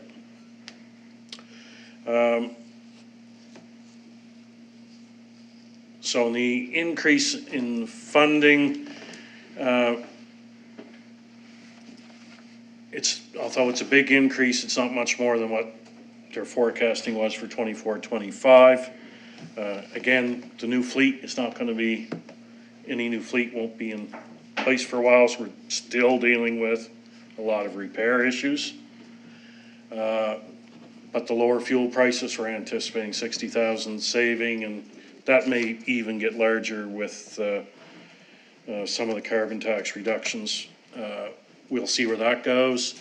Looking for service partner funding increase of 100,000, of which Annapolis would be 64, Digby would be 36. The road operation cost increased of 122,000. So the last year's budget amount, they miscalculated there with the raises, and then the cost of operating 3 extra days they hadn't in the past, the civic holiday, Truth and Reconciliation Day, and Remembrance Day. The administration compensation increase, the full-time hire of the general manager, and 5 additional months of the second supervisor. The bus repair increase costs anticipated to be $168,000. So the funding in here is all based on the existing contracts and funding formula. That is still being negotiated with the CAO's group. So whether Annapolis County and Digby County want to be in as full partners or just buying the service, that's to be. And then even within the core area, what is going to be the new potential cost sharing formula. And that may go from a strictly ridership, which is desperately hard to measure, and would go to more of capacity. In other words, the time that the bus spends in service in a particular municipal unit. So if that happens, then what your way to control cost or adjusting the formula is requesting route changes can be made within your municipality such. So cost will be, does it make sense on the ridership to keep a certain route going? And then whether you keep the route going or not will up or down or a portion of a route could increase or decrease the cost of municipal units. So that will probably take another few months to work out, but we've got 3 or 4 possible formulas that we're looking at and trying to get a meeting scheduled to have that further those negotiations.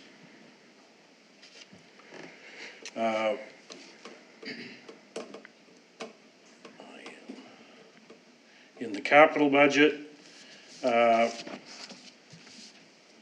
the plan is still at this point to go ahead with electric buses, 5 of them.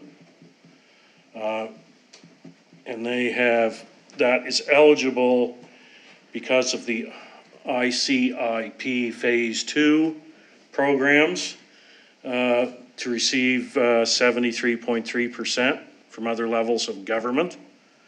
So even though the electric buses are much more expensive, there's probably little or no funding available from other levels of government if you want to run new diesel buses. So those electric buses are $1 million a piece. We don't know what tariffs are gonna do to that at this point, so there may have to be a scale back. But, time will tell on that. And then there's charging equipment and probably a building to house that. There's proposals out now for the people to make, consultants to make recommendations on location, whether that be in Kentville, New Minas, or Berwick. So, and that may affect how the routes run, and that if the route meeting place is not in Kentville, that could be a way we save money on budget, but it may be a little less convenient for the ridership in Kentville. So a lot of change, and that's probably going to be repeated over a couple of years to get the fleet up to date, because the fleet is so old. And it would deplete the capital reserves without additional funding coming in later years. I am probably not as up to date on some of those programs as I should be, but I wanted to get this in front of you tonight. If you have more questions, we can get them clarified from King's Transit for you. But the recommendation is that you approve the operating budget of King's Transit for the 25-26 fiscal year in the amount of $3.385649, in which the town of Kentville will contribute $392,569 as its share of municipal funding. And the council approve the capital budget for 25-26 in the amount of $5.51 million to be funded from reserves in ICIP grants. It is not, there's no debt anticipated to be taken on, at least in this capital year. Okay, thank you, CAO. Any questions for the CAO based on these two recommendations? Councillor Baker. Thank you for the background. Is there a chance that the funding formula is going to change our municipal or our contribution to operating costs? Yes.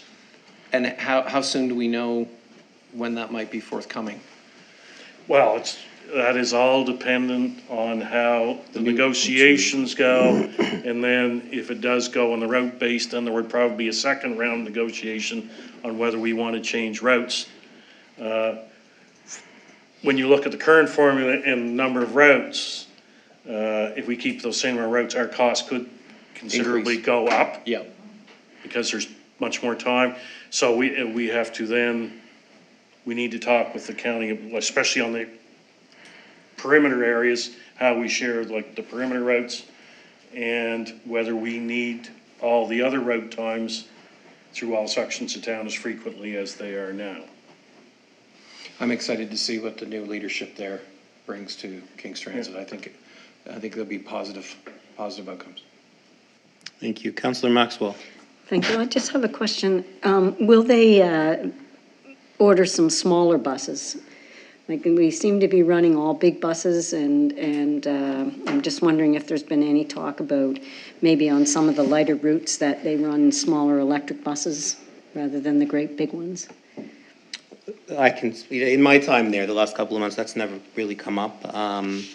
There are the two grant funding that the CEO mentioned, and the larger one is based on if they go electric, and there is another one, if you'll recall back in December, the federal government announced another batch of funding, and that doesn't have to be electric. That could be diesel.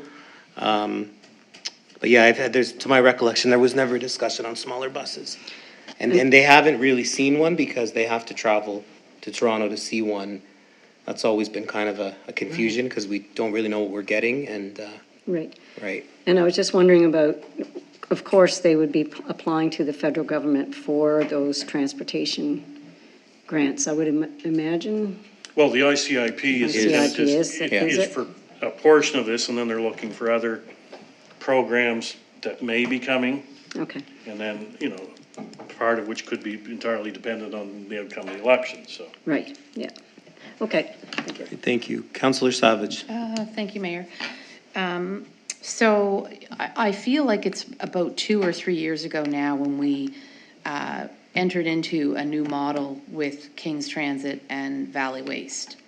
And that's when we didn't have representatives from council anymore, and and you have sort of somebody at the top there, and then you have GMs for Valley Waste and King's Transit, and we've just passed Valley Waste, so that's fine, but this King's Transit Authority, they continue to eat up cash and money and reserves, and I really struggle with this budget. I really do. And I really struggle with the fact that their ask to us continues to go up and that they continue to lose money. And I'm not sure that I can even support this, but I haven't looked at it enough yet to know, so. But it's infuriating. Any other comments? Or questions for the CEO, rather? So I guess my question is, I'm gonna dovetail on what Councillor Savage said a few minutes ago. Do you know if the other units have passed this one, or Well, that's the it's all same? part of the same same process. process. Okay. So I guess we can put the motion on the floor, or if council would like to wait, I don't think a couple weeks is gonna probably make a difference, but we'll leave that to council. Councillor Andrew. Are you suggesting we wait until we hear how? We could, if you want to, yeah, I mean. I always kind of find that funny when we do that, but in this instance, because there are some serious concerns here, it'd be nice to see what at least the county what they're coming up with. Does that sound like cowardice? It could, I mean, we're obviously, when you, the whole grand scheme of things, we're the second largest partner, but we're not huge, it's, I guess it's up to council. You know what, I'll put the motion on the floor and, where are we? That council approve the operating budget of King's Transit Authority for the 2025-26 fiscal year in the amount of $3,385,649, of which the town of Kentville will contribute $392,569 as its share of municipal funding. Someone could move that? Councillor Baker, and a seconder. Councillor Maxwell. Is there any discussion on that? Councillor Maxwell. Yeah, I mean, I don't like the fact that, we seem to be in an upheaval all the time with King's Transit, but I also can't imagine living here without any bus service. I think that would be detrimental to an awful lot of people, and, although the ridership is down, there are still newcomers that don't, have vehicles. There are still people that can't afford their own vehicle. I just can't imagine it, so I'll probably support it. Thank you. Thank you. Councillor Savage. Thank you, Mayor. Yeah, I look at this like I look at just about anything that comes across our desks in council. I mean, it's a business, right? And I've just seen it not being run very efficiently for the last number of years, and so I have to ask, with the new model that we have in place, why that isn't working, and why we're still continuing to see these higher asks and deficits. I will probably support it, I guess, because you have to support it, but I don't like it. I think it's terrible. But to Councillor Maxwell's point, we need the buses. And anyway, that's all I have. Thank you. Councillor Baker. I realize that the new general manager, Meg Hodges, has different ideas as to how to fiscally manage this organization. And I think... Do you have information to bring us from that, or where are you? Having had a discussion with Manager Hodges before she took the job, she expressed that this is her dream job. So I think that energy and that passion is going to revolutionize King's Transit. So if any way we can support King's Transit continuing and doing the good work that Manager Hodges is going to bring to it, I think you'll see significant changes. And just as a counterpoint to Councillor Savage's point, I think our job here as municipal government is to provide for the greater good in our community, and sometimes that means that we use our tax dollars to run non-profitable organizations, because this is a basic need in our community. Thank you. Any other discussion? All right, you ready for the question? The council approved the operating budget of King's Transit Authority for the 25-26 fiscal year in the amount of $3,385,649, of which the town of Kentville will contribute $392,569 as its share of municipal funding. And voting is now open.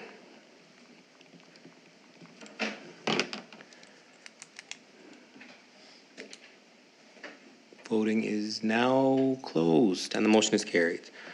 The next recommendation is that council approve the capital budget of King's Transit Authority for the 2025-26 fiscal year in the amount of $5,510,000 to be funded from reserves and ICIP grants. If somebody could move that.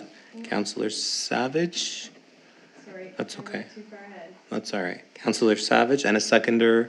Second. Councillor Maxwell as the seconder. Is there any discussion on that?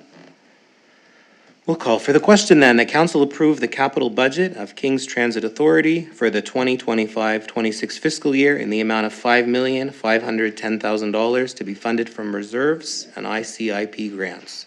And voting is now open.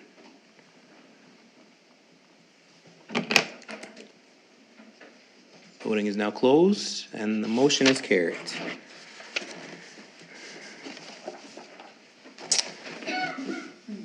We're now going to move on to a human resources needs assessment. Interim CAO Kevin Matheson reviewed the need for an assessment of human resources at the town of Kentville, as well as neighboring towns of Wolfville and Berwick. These three municipal units have prepared a joint tender for a regional needs assessment of human resources. CO, did you want to speak to that, or any? You know, this was something that the three CAOs have been working on for a number of months. I've sort of come in at the tail end, but we all identified we're working with a mishmash of HR policies. The last we've discovered here, all people were running and using an HR policy that was never approved. Mind-boggling. And the one before is really obsolete.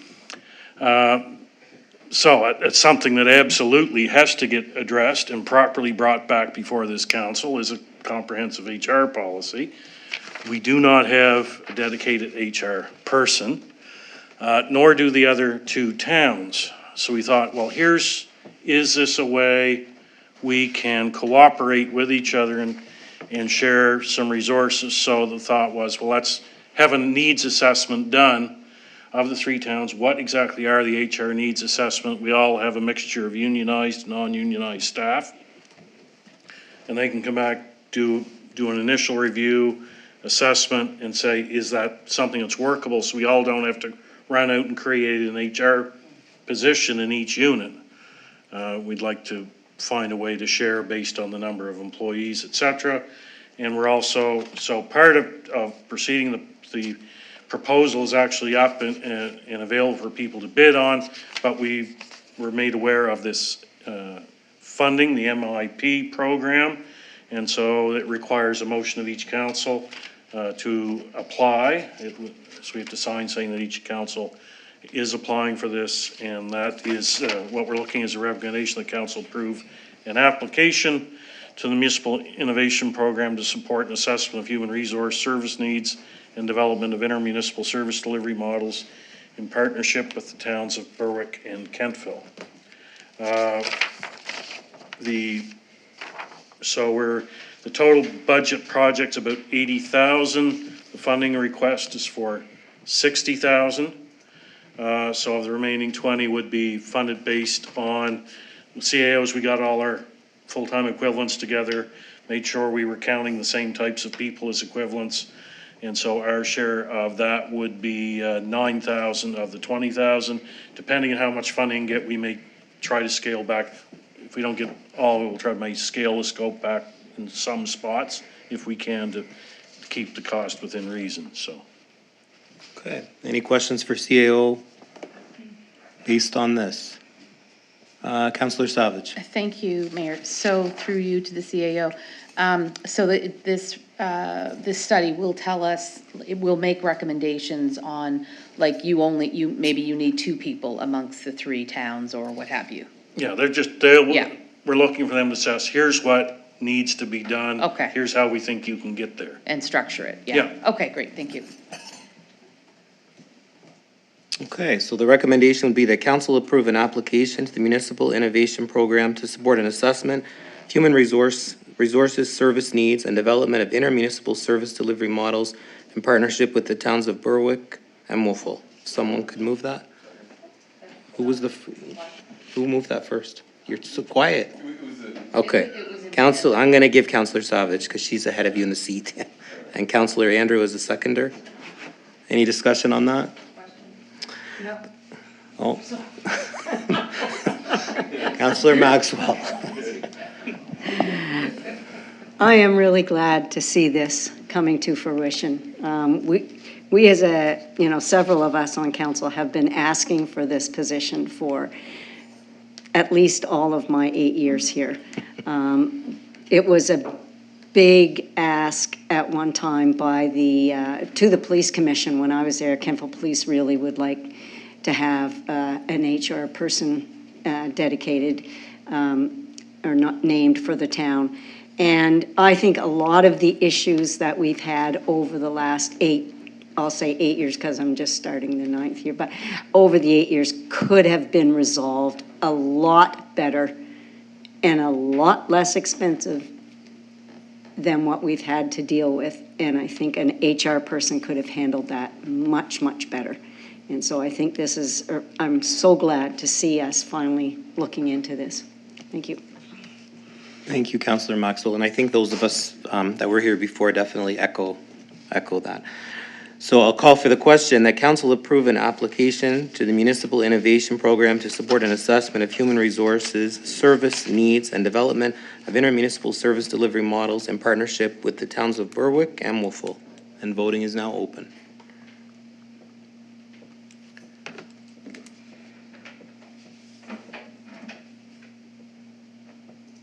Voting is now closed and the motion is carried. We have 2 pieces of correspondence, one from the Environment Task Team, which is in your package, and one from MLA John Lohr on setbacks for turbines. I'll now open the floor to public comments. If any member of the public would like to come up to the podium and speak, you have 3 minutes to speak. Just state your name and chat away.